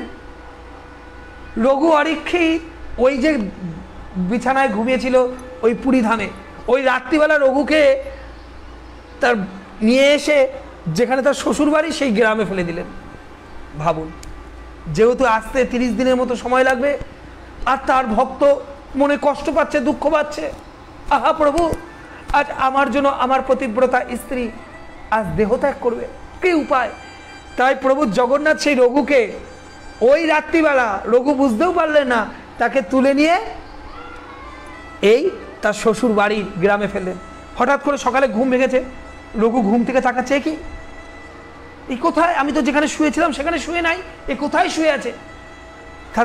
ঝটফট করে উঠে গেছে, উঠে খুঁজছে, আরে এ তো নীলাচল ধাম না, এ তো পুরী না, এ কোথায়? রঘু অবাক হয়ে যাচ্ছে। রঘু নিজেও, ভক্ত নিজেও ভাবতে পারছে না ভক্তের সাথে ভগবান কি করতে পারে।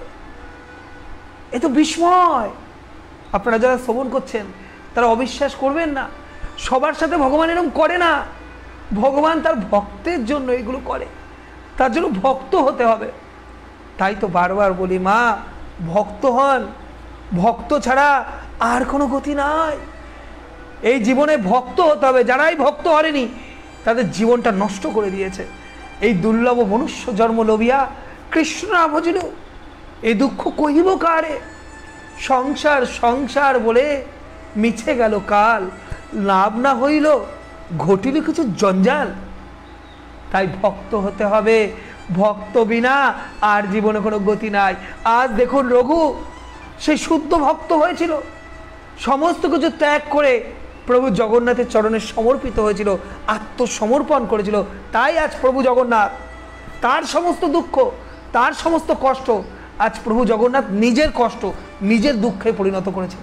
তাই তো প্রভু জগন্নাথ রত্ন সিংহাসন থেকে নেমে আজ রঘুকে তার এখানে নিয়ে আসলেন। তখন রঘু অবাক হয়ে গেলেন, একই আমি কোথায় এসেছি? তখন দুজনকে জিজ্ঞেস করছেন, এটা কোথায়? তখন রঘুকে বলছে, কেন? আরে রঘু, এটা তোমার তো শ্বশুর বাড়ি, তুমি চিনতে পারছো না? ওই দেখো তোমার শ্বশুর বাড়ির দরজা, তুমি তো এখানেই আছো। রঘু তো আর বলতে পারছে না যে আমি ছিলাম নীলাচল ধামে, আমি কি করে আসলাম? এদেরকে বললে তোরা বিশ্বাস করবে না। ভক্তের কথা সাধারণ মানুষ মূর্খের মতো, মূর্খের প্রলাপ বলে উড়িয়ে দেবে। তাই রঘু তাদেরকে আর কিছু বললো না, কিন্তু মনে মনে ভাবছে, ও প্রভু তোমার কত কৃপা প্রভু, এই রাত্রিবেলা আমি ছিলাম নীলাচলে আর তুমি আমাকে এখানে নিয়ে আসলে প্রভু। আহা প্রভু, তোমার কত কৃপা। ভক্ত ভগবানের জয়গান করছে। সেই সময় রঘুর বাড়ির শ্বশুর আর বাড়ির লোক দরজা খুলেছে সকাল থেকে, উঠেই দেখছে যে দুয়ারের সামনে রঘু। আর মনে মনে ভাবছে, এই আপদ চলে আসলো কোথা দিয়ে? আমরা তো আমাদের কন্যার বিবাহ ঠিক করেছি অন্য পাত্রের সাথে, এই রঘু আবার কোথা থেকে আসলো? আমরা তো ভাবলাম রঘু সমস্ত কিছু ত্যাগ করে চলে গেছে নীলাচল ধামে। এই পাগল উন্মাদ ভবঘুরে রঘু, এই পাগলটা আবার আসলো কি করে? উন্মাদ, তা কিছু বলতে পারছে না। মাতা অন্নপূর্ণাও চলে এসছে। আহা, মাতা অন্নপূর্ণা ভাবছে, আহা ভগবান তুমি আমার ডাক শুনেছ, আমার পতিদেব এসেছে। তা মাতা অন্নপূর্ণার সামনে আর তার পিতা তার ভাইরা কোনো বাজে আচরণ করলো না। তারা সসম্মানে, মনে এক বাইরে এক, বাইরে দেখাচ্ছে রঘুকে সসম্মানে ঘরে নিয়ে গেল, আর মনে মনে ভাবছে, এ কি হলো? এ তো আমাদের সমস্ত পরিকল্পনা নষ্ট হয়ে গেল। আমরা ওই অন্নপূর্ণার ভাইরা ভাবছে, মাতা অন্নপূর্ণার ভাইরা, যে আমরা যে আমার বোনকে একটি ভালো পাত্রের সাথে বিবাহ দেবো, আজকে কি হলো, এ তো তার আগের স্বামী রঘু চলে এসেছে। না, এই রঘুকে বাঁচিয়ে রাখা যাবে না। যদি আমাদের পরিকল্পনাকে সার্থক করতে হয় তবে এই রঘুকে বাঁচিয়ে রাখলে হবে না, এই রঘুকে মেরে ফেলতে হবে। তার মাতা অন্নপূর্ণার পিতা অর্থাৎ রঘুর শ্বশুর ও মাতা অন্নপূর্ণার ভাইরা এই পরিকল্পনা করলো যে রঘুকে মেরে ফেলবো, মেরে ফেলে তারপরে আর তাহলে কোনো ভয় থাকবে না, তখন আমরা অন্নপূর্ণাকে অন্য পাত্রের সাথে বিবাহ দেবো। এই আপদকে আগে শেষ করে ফেলতে হবে। এইভাবে ভাবতে ভাবতে, এরকম চিন্তা করতে করতে কি পরিকল্পনা করো না, আজকে জামাইকে ভালোভাবে পিঠে খাও। তা দেখছে মাতা অন্নপূর্ণা, দেখছে খুব পিঠের আয়োজন হচ্ছে। রঘুর কাছেও বলছেন, দেখো তোমার জন্য আমার পিতা, আমার ভাইরা, আমার মাতা তোমার ভোগের জন্য অর্থাৎ তোমার আহারের জন্য যাতে তুমি প্রসাদ পাও তার জন্য এই পিঠে করছে। তা রঘু অত্যন্ত খুশি হয়েছে, আহা শ্বশুরবাড়িতে আমি ভালোই সম্মান পাচ্ছি, আহা প্রভু জগন্নাথের কত কৃপা। রঘু তো প্রভু জগন্নাথকে ধন্যবাদ জানাচ্ছে, তার স্ত্রীকে পেয়েছে। তা সেই সময় পিঠা বানাচ্ছে যখন, তখন মাতা অন্নপূর্ণা দূর থেকে একটু শুনে নেয় যে এই পিঠায় কি হবে, এই পিঠার মধ্যে বীজ দেওয়া হবে। অর্থাৎ তার ভাইরা এই পরিকল্পনা করেছে, এই পিঠে বানিয়ে যেই পিঠে এই রঘুনাথকে খেতে দেবে, এই পিঠের মধ্যে বিষ মিশিয়ে দেবে। অর্থাৎ বীজ মিশালে রঘু খাবে এবং খেয়ে তারপর কি করবে, মরে যাবে। মরে গেলে তাকে দাহ করে মাটিতে পুঁতে দেবে, দিয়ে এইবার তাদের বোনকে নতুন বরের সাথে বিবাহ দেবে। মাতা অন্নপূর্ণা যখন এটা জেনেছেন অজরে কাঁদছেন, কিন্তু মাতা অন্নপূর্ণা বুঝতে পারছে যে তার বিরুদ্ধে তার সমস্ত ভাইরা, তার সমস্ত পিতা, তিনি মাতা অন্নপূর্ণা অত্যন্ত বুদ্ধিমতী, তিনি বুঝে গেলেন যদি তিনি সবাইকে জানিয়ে দেন তাহলে সবাই অন্যভাবে রঘুকে মেরে ফেলবে, রঘুকে আর বাঁচানো যাবে না। তা মাতা অন্নপূর্ণা সুযোগ খুঁজছিলেন রঘুকে বলবেন, কিন্তু সেই নিরিবিলি পাচ্ছেন না, তাই রঘুকে বলতে পারলেন না। তখন আবার মাতা অন্নপূর্ণা একটা কাগজে লিখলেন, দেখো স্বামী তুমি এই পিঠা খাবে না, আমি এই পিঠার সাথে এই কাগজ দিচ্ছি, তুমি পড়ে দেখবে যে এই পিঠায় বিষ আছে, তুমি কিন্তু পিঠা খাবে না, তোমাকে হত্যা করতে চায় আমার ভাইরা, আমার পিতা। চিরকুটে লিখে দিলেন, বোঝা গেল। এইবার পিঠা হয়েছে, তার রঘু তো ভগবানের ভোগ না দিয়ে কিছু খায় না, তার রঘুকে দিয়েছে খাওয়ার জন্য। রঘু কী করলেন, প্রভু জগন্নাথকে ভোগ নিবেদন করলেন। ভক্তরা কখনো চুরি করে খায় না, সব কিছু প্রসাদ বুঝি ভক্তরা, তাই রঘু তো শুদ্ধ ভক্ত, তাই রঘুও কী করলেন, যথারীতি সেগুলো ভোগ নিবেদন করে, প্রভু জগন্নাথকে ভোগ নিবেদন করে রঘু সেই প্রসাদটা খাচ্ছেন। এবার যখন খেতে যাবেন, প্রথম পিঠেটার মধ্যেই সেই কাগজটা পেয়েছেন। ভোগের পর কখন ভালোভাবে শ্রবণ করবেন, খুব সুন্দর কথা, এরপরে যে কথাগুলো আছে না, হেভি সুন্দর কথা, ভক্তের কথা, ভগবান কি করে কৃপা করে দেখুন। তখন রঘু ভগবানকে ভোগ দিয়ে প্রসাদ এনে এবার প্রাণ ভরে শ্বশুর বাড়িতে পিঠে খাবেন। পিঠে খেতে গেছে, প্রথম পিঠেতেই সেই কাগজটা আটকানো। রঘু পড়লেন, এ কি, এই পিঠের মধ্যে তো বীজ দেওয়া রয়েছে, এই পিঠে খেলে তো আমার হত্যা করা হবে, আমি মরে যাব। কিন্তু রঘু সেটা ভাবছেন না, রঘু ভাবছেন হে প্রভু জগন্নাথ, আমি কত বড় অপরাধ করলাম, আমি তোমাকে বিষ প্রসাদ দিলাম, বিষ মিশ্রিত ভোগ আমি তোমাকে অর্পণ করলাম। প্রভু আমি কত বড় অপরাধী, প্রভু আমি কত বড় দুরাচারী, প্রভু আমার কি হবে, প্রভু আমি কত বড় অধম, আমি বিষ তোমাকে দিলাম। তবে প্রভু তোমাকে যখন বীজ দিয়েছি, দেখুন ভক্তের কত সংকল্প, প্রভু তোমাকে যখন বীজ দিয়েছি এটা প্রসাদ হয়ে গেছে, তাই তোমাকে যখন বীজ দিয়েছি আমিও বিষ পান করব। চিঠি দেখলেন যে তার স্ত্রী লিখে দিয়েছে এই পিঠে খেলে তার মৃত্যু হবে, কিন্তু রঘু যেহেতু এটা ভগবানকে ভোগ দিয়ে দিয়েছে, অর্থাৎ ভগবানকে এই বীজ ভোগ হিসেবে গেছে, রঘু বীজ জেনেও, বীজ কত দেখুন শ্রবণ করুন, রঘু বীজ জেনেও কি করলেন, সেই পিঠেগুলো খেলেন। ভাবতে পারছেন আমি পারবো না, আপনি পারবেন, আমি জানি না আপনি পারবেন নাকি, আমার মতো অধমের মধ্যে সেই সংকল্প নাই, আমার মধ্যে সেই ভক্তি নেই যে প্রভু জগন্নাথকে যখন ভোগ দিয়েছি সেটা বিষ হোক, কিন্তু প্রভু জগন্নাথকে যখন ভোগ দিয়েছি এর প্রসাদ, তাই ভগবান যখন বিষ খেয়েছে আমিও বিষ খাবো, এই সংকল্প ভক্তের। তাই রঘু কি করলেন, সেই বিষ মিশ্রিত ভোগটা রঘু প্রাণ ভরে খেয়ে নিলেন। আর খাওয়ার ফলে কি হলো, যথারীতি বিষ কি আর কাজ করলো, রঘু ওই দরজা বন্ধ করেছিল, তা রঘু কি করলো, ওই বিষ খেয়ে রঘু মরে গেল। রঘুর দেহে আর প্রাণ নাই, অর্থাৎ বাইরে থেকে মনে হচ্ছে রঘু মরে গেছে। আহা, এই সুসংবাদ, এটা তো পরম দুঃসংবাদ কার কাছে, মাতা অন্নপূর্ণার কাছে। আর সুসংবাদ কার কাছে, যারা এই পরিকল্পনা করেছিল তার ভাইয়ের কাছে, রঘুর শ্বশুরের কাছে। তারা যখন এসে দেখলেন রঘু এই বিষ খেয়ে নিয়েছে, তারা খুব আনন্দ পাচ্ছে, আর খুব আনন্দের সহিত রঘুকে একটা ঘরের ভিতর রাখলেন দরজা বন্ধ করে।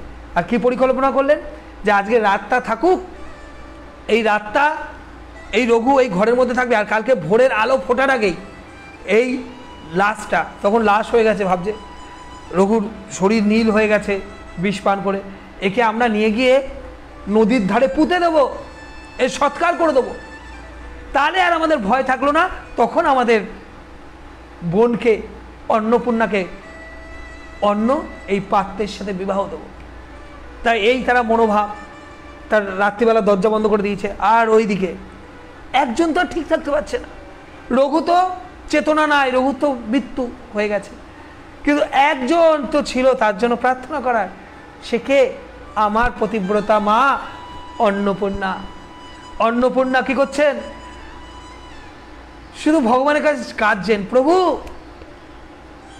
প্রভু তুমি তো রক্ষাকর্তা, আজ তবে কেন আসলো এই দিন, আমার শীতের সুদূর কেড়ে নিলে, আমি আমার এই প্রাণ রাখবো না, আমি এই রঘুকে স্বামী হিসাবে গ্রহণ করেছি, আমার জীবনে আর কোনো দ্বিতীয় স্বামী আসবে না, আমি পারবো না আর কাউকে স্বামী হিসাবে গ্রহণ করতে, তাই আমার জীবন রঘুর প্রতি সমর্পিত।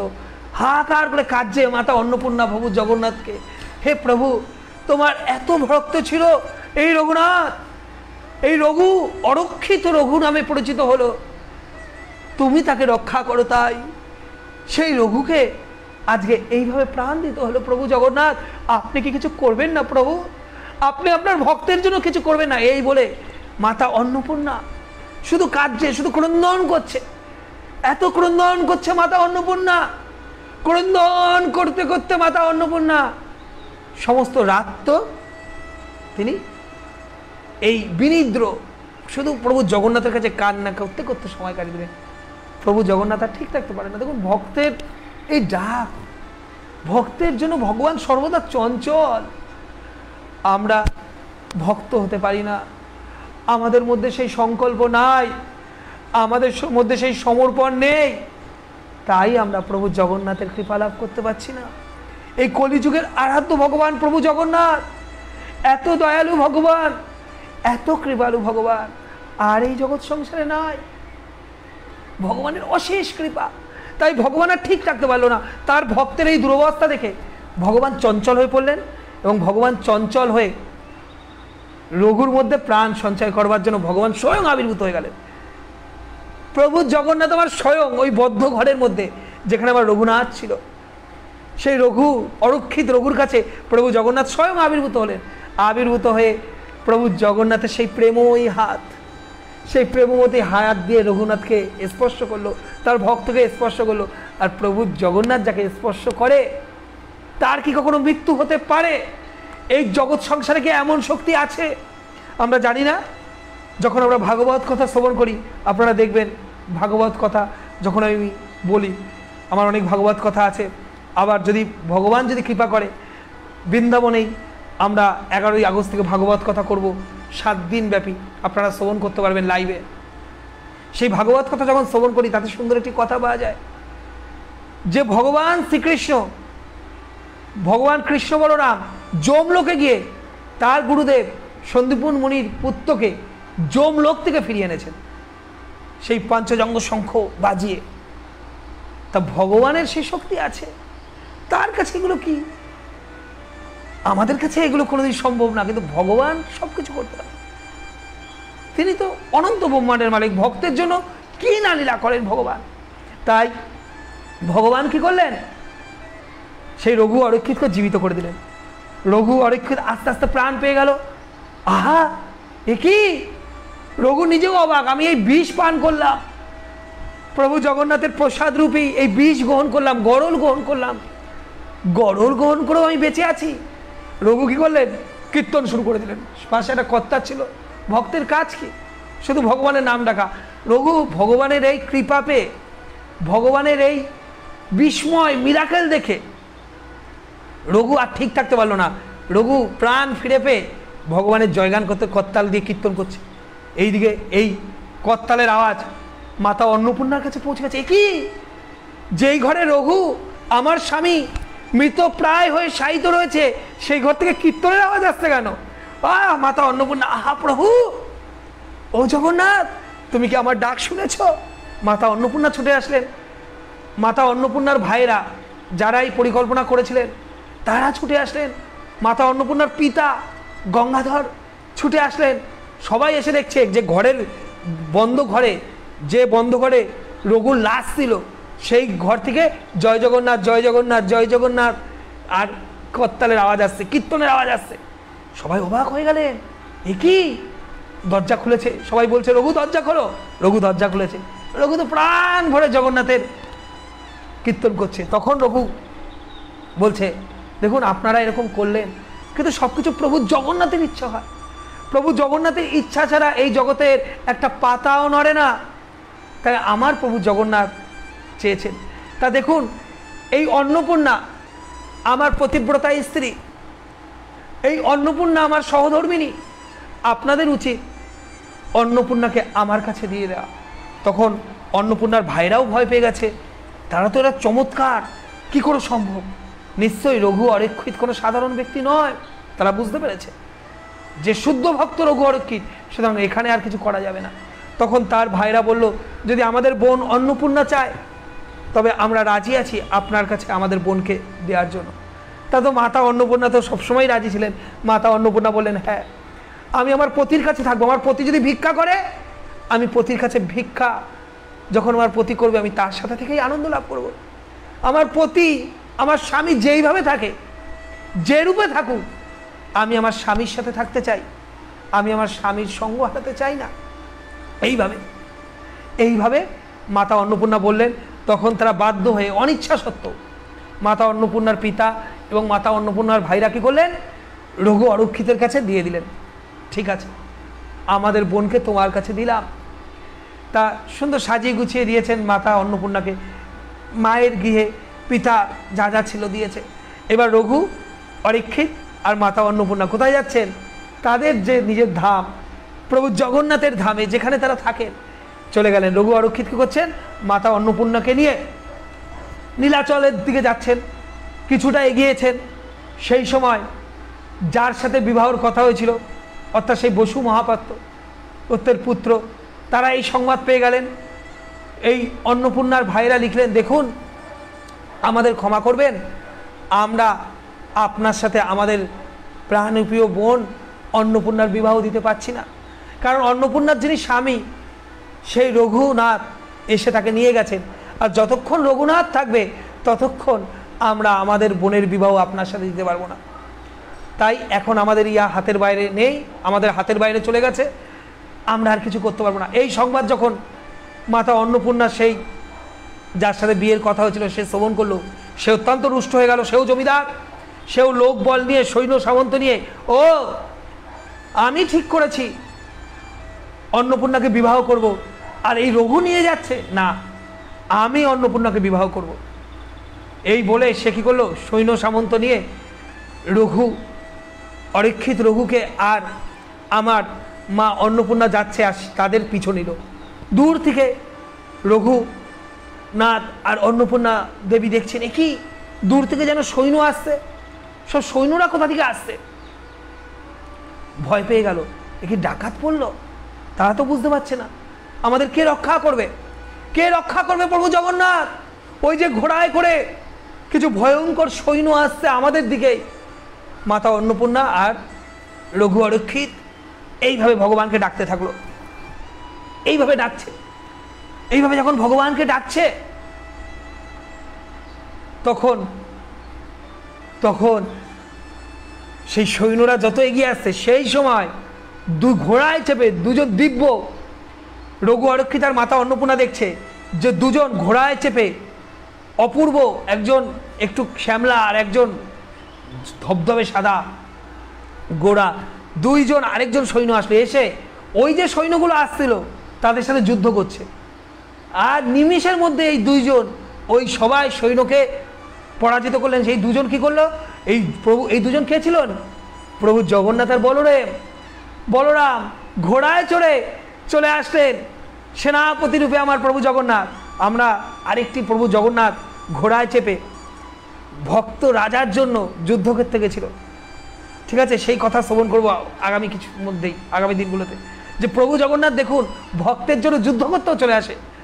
আজ রঘু অরক্ষিতকে রক্ষা করতে প্রভু জগন্নাথ বলরাম চলে আসলো এবং মায়া বলে প্রভু জগন্নাথ বলরাম অনেক সৈন্য সৃষ্টি করলেন এবং সেই সৈন্যরা সমস্ত ওই সৈন্যদের হাঁটিয়ে দিল এবং রাস্তা ফাঁকা। তখন প্রভু জগন্নাথ আর বলরাম দুজন এসেছে, আর মাতা অন্নপূর্ণা আর রঘু খুব খুশি হয়েছে। তারা তো বুঝতে পারছে না যে জগন্নাথ বলরাম তাদের কাছে বারবার প্রণাম করছে, আহা আপনারা আমাদের রক্ষা করলেন, আপনারা যদি না আসতেন আমাদের কে রক্ষা করতো, আপনারা আপনার কৃতজ্ঞতা স্বীকার করুন। এই বলে তখন প্রভু জগন্নাথ বলরাম তাদেরকে সেই সীমানায় সেই নীলাচল ধাম অবধি পৌঁছে দিল। এইবার রঘু অরক্ষিত, আমাদের এই রঘু অরক্ষিতের কথা আরেকটি সুন্দর লীলা আছে, অপূর্ব লীলা। এটা শেষ করে আমরা আজকে কথা বিশ্রাম রাখবো, তারপর কিছু প্রশ্ন নেবো। আপনাদের যদি প্রশ্ন থাকে প্রশ্ন করবেন, কিছু প্রশ্ন নিয়ে আমরা 6:45-র মধ্যে আমাদের কথাকে চেষ্টা করব বিশ্রাম রাখার, যাতে 6:45-র পর আপনারা সন্ধ্যা আরতি করতে পারেন, ভগবানের সেবায় নিয়োজিত হতে পারেন। ঠিক আছে, তা এইভাবে তারা পুরীধামে চলে গেল। তা পুরীধামে গিয়ে কি রঘু অরক্ষিত আর মাতা অন্নপূর্ণা থাকতে থাকলেন খুব সুন্দরভাবে। আচ্ছা, আরেকটা কথা, হরে কৃষ্ণ, আপনারা একটু কৃপাপূর্বক প্রশ্ন তো করবেন আর অবশ্যই একটু শেয়ার করে দেবেন, কারণ দেখুন ভগবানের কথা, এই প্রভু জগন্নাথের লীলা কথা হচ্ছে, তার জন্য সবার কাছে পৌঁছে যায়। তাই যারা শ্রবণ করছেন, যারা লাইভে আছেন, প্রত্যেকের কাছে আমার অনুরোধ থাকলো প্রত্যেকে শেয়ার করেন। আমি দেখেছি গ্রুপে শেয়ার করেন, নানা গ্রুপে আপনারা শেয়ার করেন, আপনারা আপনাদের টাইম লাইনে শেয়ার করেন। আপনাদের প্রত্যেকের কাছে অনুরোধ রইল অবশ্যই ভিডিওটা আপনারা লাইভটি শেয়ার করে দেবেন, যাতে আরও বেশি বেশি লোকের কাছে এই প্রভু জগন্নাথের লীলা কথা পৌঁছে যায়। আরও বেশি বেশি লোক এই চন্দনযাত্রা উৎসবে যেন ভগবানের কথা অমৃত আস্বাদন করতে পারে। বোঝা গেল? তাই প্রত্যেকের কাছে, প্রত্যেকের চরণে আমার অনুরোধ, আপনারা কৃপাপূর্বক একটু অবশ্যই লাইভটি শেয়ার করবেন, শেয়ার করে সহযোগিতা করবেন, ভগবানের প্রচারে সহযোগিতা করবেন। ঠিক আছে, তাহলে আমরা যে ভগবানের কথা কীর্তন করছি সেই উদ্দেশ্য সফল হবে। আমরা কেন কি চাই, কী উদ্দেশ্যে এখানে বসে রয়েছি? যাতে ভগবানের লীলা অমৃত এই পৃথিবীতে সবাই আস্বাদন করতে পারে। তাই আপনাদের কাছে, প্রত্যেকের কাছে অনুরোধ, আপনারা একটু সহযোগিতা করে ভিডিওটা শেয়ার করবেন এবং প্রশ্ন করবেন। আপনাদের প্রশ্ন নেব, প্রশ্ন আসছে। তবে আমি একটু রঘু অরক্ষিতের এই আরেকটি সুন্দর লীলা আছে, এটা শ্রবণ করে, যে দেখুন ভগবানের জন্য ভক্ত কি করে আর পতিব্রতা স্ত্রী কেরম হয়। এই যে শেষের কথাটা বলছি রঘু অরক্ষিতর কথা, যে পতিব্রতা স্ত্রী কীরকম হবে দেখুন, কেউ খারাপভাবে নেবেন না কিন্তু এই লীলাটা। ঠিক আছে, তা রঘু অরক্ষিত আর মাতা অন্নপূর্ণা নীলাচল ধামে রয়েছে। আর তারা করে রঘু অরক্ষিত কী করতো? ওই যে বললাম বৈষ্ণব সেবা পরম সিদ্ধি, প্রেমলতিকার মূল। তাই রঘু অরক্ষিত নীলাচল ধামে থেকেও যতটুকু তার সামর্থ্য আছে ভিক্ষা করে যা পায় সব বৈষ্ণব সেবায় দিয়ে দেয়। দেখুন, ভিক্ষা করে, মাধুগুরি করে যেটুকু পায়, যেটুকু তার লাভ হয়, সব জগন্নাথের ভক্তদের সেবায় নিয়োজিত করে দেয়। দেখুন কত সুন্দর ভক্ত। তাই রঘু অরক্ষিতর নাম হয়ে গেছিল এই জগতে, নীলাচল ধামে এখনও সেই নাম আছে, যে অরক্ষিত রঘুর কাছে গেলে যে কেউ যতই ক্ষুধার্ত থাকুক, অনাহারে থাকুক, সে সেখানে গেলে প্রসাদ পাবে। তা রঘু অরক্ষিত আর মাতা অন্নপূর্ণা নীলাচল ধামে রয়েছেন। সেই সময় এই বঙ্গদেশ থেকে একদল সাধু গেছিল। তা সাধুরা যখন গেছেন তখন তারা অত্যন্ত ক্ষুধার্ত ছিল, তৃষ্ণার্ত ছিল। তা তারা ভাবছিলেন যে কোথায় প্রসাদ পাবেন। তখন ওই নীলাচল ধামের অনেকে বললেন যে রঘু অরক্ষিতের গিয়ে যান, যদি রঘু অরক্ষিতের গিয়ে যান তবে দেখবেন আপনারা প্রসাদ পাবেন, আপনাদের আর ফিরে আসতে হবে না। রঘু অরক্ষিত রঘু সেই দান করে, এত দান করে, ভগবত সেবা করে এবং বৈষ্ণব সেবা করে, তার তুলনা হয় না, আপনারা যান সেই গিয়ে। তা সেই সাধু কি করেছিলেন, সেই সাধুর দল এই অরক্ষিত রঘুর কাছে এসেছিলেন। তা সেই সময় কোনো কারণে তাদের গৃহে কিচ্ছু ছিল না, কোনো কিছু ছিল না, চাল ছিল না, কোনো যে অতিথি এসেছে অতিথি সেবা করবে, বৈষ্ণব সেবা করবে, সেরকম সেবা করবার মতো তাদের কাছে কিছু ছিল না। তা এই অবস্থায় খুব চিন্তিত হয়ে পড়লেন রঘু আর তার স্ত্রী, যে কি করে বৈষ্ণব সেবা করবে। তখন মাতা অন্নপূর্ণা বললেন, আপনি চিন্তিত কেন হচ্ছেন? পতিব্রতা নারী, এই যে আমার গহনা আছে, অর্থাৎ যখন সে মায়ের বাড়ি থেকে এসেছিল মা কিছু গয়না দিয়েছিল, এই গয়নাগুলো বন্ধক দিয়ে আপনি এদের সাধু সেবা করুন, দেখুন কিরকম স্ত্রী, পতিব্রতা স্ত্রী। তখন রঘু বলছে, এটা তো উত্তম প্রস্তাব, তবে তুমি যাও, আমি ভিক্ষা করে খাই, আমি যদি এই গয়না নিয়ে যাই দোকানে তাহলে হয়তো শ্যাকরা ভাববে আমি চুরি করে এনেছি। তুমি যাও, তোমার গয়না তুমি নিজে সেটা বিক্রি করে সাধু সেবার জন্য সব কিছু নিয়ে আসো। আর সাধুদের বললেন বসতে, হে সাধুগণ আপনারা বসুন, আপনাদের আমরা সাধু সেবা করাবো। সাধুদের একদম চরণ ধৌত করে একদম খুব সম্মান দিচ্ছেন সাধুদের। আর তার পতিব্রতা স্ত্রী মাতা অন্নপূর্ণা সেই সোনার গয়না বিক্রি করবার জন্য এক ধনী শ্যাকরার কাছে গেছে। ধনী সেই শ্যাকরা বা জমিদারও ছিল, অনেক অর্থবান। তা যখন মাতা অন্নপূর্ণা সেই গয়না দিয়েছেন, তা গয়নাটা নেড়ে চেড়ে দেখছে, হট করে সেই শ্যাকরা একটু কামাসক্ত ছিল, তার চরিত্রটা ঠিকঠাক ছিল না। সে এইভাবে গয়নাটা দেখতে দেখতে হট করে মা অন্নপূর্ণার মুখের দিক তাকিয়েছেন, তাকিয়ে মোহিত হয়ে গেছেন। আহা, কি অপূর্ব নারী, এরকম নারী তো আমি কখনো দেখি নাই। তখন গয়না দেখে বলছে, গয়না নেড়েছে বলছে, না এই গয়না বিক্রি করে আপনি অর্থ এখন পাবেন না, দেরি হয়ে যাবে। আপনি যদি এখন অর্থের প্রয়োজন হয় আমি আপনাকে দিতে পারি, তবে একটা শর্ত আছে। তখন মা অন্নপূর্ণা সরল মনে বলছে, কি শর্ত? আমার কাছে গয়না আছে, এই গয়না বেচে আপনি নেন, আমার অর্থের খুব প্রয়োজন, আমার এই অর্থ দিয়ে আমি কিছু মুদি দ্রব্য কিনবো, এই অর্থ দিন। কিন্তু শ্যাকরা বলছে, না এই গয়না দিয়ে অর্থ দেবো না, একটা শর্ত আছে। মাতা অন্নপূর্ণা বলেন, কি শর্ত? তখন বলছে সেই শ্যাকরা নিলজ্জের মতো বলছে, আমার পতিব্রতা মা অন্নপূর্ণাকেই বলছে, দেখুন আমি আপনাকে একদিন ভোগ করতে চাই, আপনার যত অর্থ লাগে সমস্ত অর্থ আমি আপনাকে দিয়ে দেবো, কিন্তু একদিন আপনাকে আমার সাথে সময় কাটাতে হবে। পতিব্রতা নারী মাতা অন্নপূর্ণা যখন এই কথা শ্রবণ করলেন আর ঠিক থাকতে পারলেন না। ওইদিকে সাধু সেবা করাতে হবে ঠিক আছে, কিন্তু এরকমভাবে অসম্মান, এরকম কুপ্রস্তাব মাতা অন্নপূর্ণা কোনোদিন ভাবতেই পারেনি। সে ছুটতে ছুটতে, ক্রন্দন করতে করতে, ছুটতে ছুটতে তার স্বামীর কাছে চলে আসলো। এসে অরক্ষিত রঘুকে বলছেন, স্বামী আজ আমাকে এরম প্রস্তাব দেওয়া হয়েছে, আমি আনতে পারলাম না, আমাকে ক্ষমা করুন, আমাকে ক্ষমা করুন, আমি এই সাধু সেবার জন্য আমি খাবার আহার আনতে পারলাম না। তখন অরক্ষিত রঘু বলছেন, দেখো দেখো অন্নপূর্ণা, আমরা মনস্থির করেছি আমাদের বৈষ্ণব সেবা করতে হবে, সাধু সেবা আমাদের করতে হবে। যদি সাধু সেবা না করি তাহলে আমাদের এই জীবন রাখার কোনো মূল্য হয় না। তাই আমি তোমার স্বামী হয়ে বলছি, আমি তোমার পতিদেব, তুমি আমার পতিব্রতা স্ত্রী, আমি বলছি তুমি যাও, তুমি ওই ব্যক্তির এই প্রস্তাব মেনে নাও। আমি তোমার পতি হয়ে বলছি, দেখো কোনো অবস্থাতেই সাধুকে আমি না খাইয়ে পাঠাতে পারবো না। দেখুন অতিথি নারায়ণ, বুঝতে পারছেন তো কত গুরুত্ব। আজ রঘু, অরক্ষিত রঘু তার স্ত্রীকে এমন কথা পর্যন্ত বলছেন, যাও তুমি ওই জমিদারকে গিয়ে বলো যে তুমি একদিন তার ভোগের বস্তু হবে।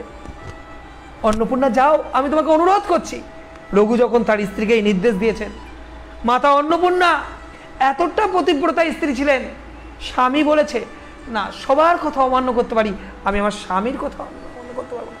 আর মাতা অন্নপূর্ণা জানতেন যে তার স্বামী এত বড় শুদ্ধ ভক্ত, সুতরাং সেই স্বামী যখন এই নির্দেশ দিচ্ছেন আমাকে পালন করতে হবে। মাতা অন্নপূর্ণা গেলেন, সেই জমিদারের থেকে অর্থ নিলেন এবং বললেন, আমি আপনার প্রস্তাবে রাজি, আপনি রাত্রিবেলা আমার গৃহে চলে আসবেন।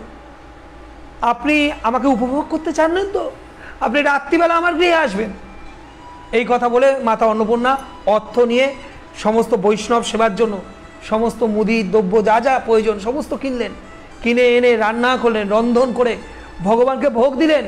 ভোগ দিয়ে ওই সাধুদের সেবা করালেন, বৈষ্ণব সেবা করালেন, বৈষ্ণবদের সেবা করিয়ে সাধুদের সেবা করিয়ে বিদায় দিলেন। বিদায় হয়ে গেল। এইবার সেই রাত্রি এসেছে।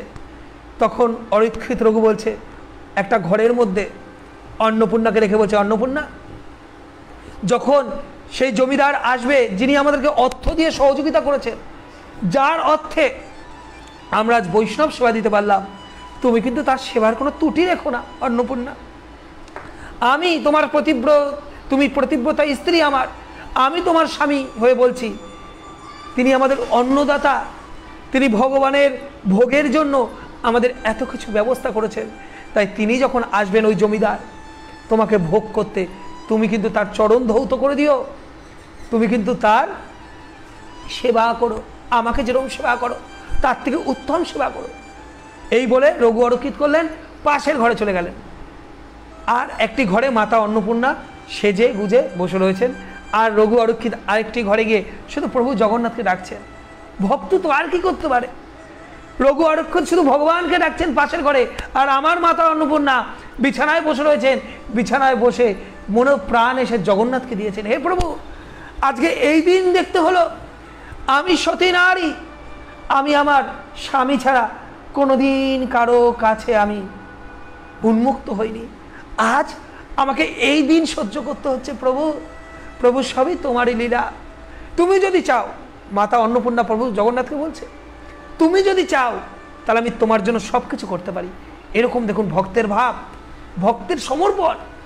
এখনও এরকম দুরবস্থা, এরকম বাজে পরিস্থিতি, তবু ভগবানের প্রতি বিশ্বাস যায়নি। এখনও একটাই বিশ্বাস, প্রভু তোমার ইচ্ছা। যথারীতি সেই ব্যক্তি, অসাধু ব্যক্তি, সেই জমিদার এসেছে, সেই অভিলাষ নিয়ে মাতা অন্নপূর্ণাকে ভোগ করবে। যখন সেই ব্যক্তি এসেছে, যখন দরজা খুলেছে, দরজা খুলে দেখছে অবাক করা কাণ্ড। এ কি? সে দরজা খুলে দেখছে বিছানায় মাতা অন্নপূর্ণা রয়েছে। আর মাতা অন্নপূর্ণা কিভাবে রয়েছে জানেন? প্রভু জগন্নাথ স্বয়ং তাকে কোলে রেখেছে। প্রভু জগন্নাথ মাতা অন্নপূর্ণাকে কোলে নিয়ে বসে আছেন। এই দৃশ্য দেখে সেই ব্যক্তি, সেই জমিদার ছুটে গিয়ে মাতা অন্নপূর্ণার চরণে লুটিয়ে পড়েছেন। হে মা, ও মা! মাতা অন্নপূর্ণা বুঝতে পারছে না, এ কি হলো? যে আমাকে ভোগ করতে এসেছে সে আমার চরণে লুটিয়ে মা মা করছে কেন? মাতা অন্নপূর্ণাকে সেই ব্যক্তি বলছে, মা, আমার ক্ষমা করো। মা, তুমি তো জগৎ মাতা, তুমি তো জগৎ মাতা। আর মায়ের স্বভাবই তো হলো সন্তানকে ক্ষমা করা। আমি কত বড় অধম, কত বড় দুরাচারী, পাপাচারী, আমি কত বড় বাজে অভিসন্ধি করেছিলাম, কিন্তু মা, তুমি তো মা, তুমি তো মা অন্নপূর্ণা, তুমি আমাকে ক্ষমা করো। মাতা অন্নপূর্ণা অবাক হয়ে যাচ্ছেন, এ কি হচ্ছে? চিৎকার করছেন সেই ব্যক্তি, ক্ষমা করো। পাশের ঘর থেকে রঘু অরক্ষিত ছুটে এসেছে, ভাবছে যে স্ত্রী হয়তো যে তার কথা শোনেনি, এসে বলছে, অন্নপূর্ণা, কেন চিৎকার হচ্ছে? তা সেই রঘু অরক্ষিত দেখছে সেই ব্যক্তি মা অন্নপূর্ণার চরণ আর কিছুতে ছাড়ছে না, শুধু ক্রন্দন করছে, আছাড় বিচার খাচ্ছে ওখানে, আছাড় বিচার খাচ্ছে, আর মা মা বলে চিৎকার করছে। রঘু অরক্ষিত অবাক হয়ে গেলেন। অরক্ষিত রঘু, একই দৃশ্য, একই চমৎকার। যে ব্যক্তি আমার স্ত্রীকে সদ্ভোগ করতে আসলো, আজ সে আমার স্ত্রীর চরণ ধরে মা মা করছে। তখন সেই ব্যক্তি বললেন, আপনারা কেউ সাধারণ নয় মা, আমার বড় ভুল হয়ে গেছে, আমি আপনাদের সারা জীবনে সেবা করতে যাই, আপনারা যত বৈষ্ণব সেবা দেবেন সমস্ত বৈষ্ণব সেবার জন্য আমি অর্থ সরবরাহ করব। এবং সেই ব্যক্তি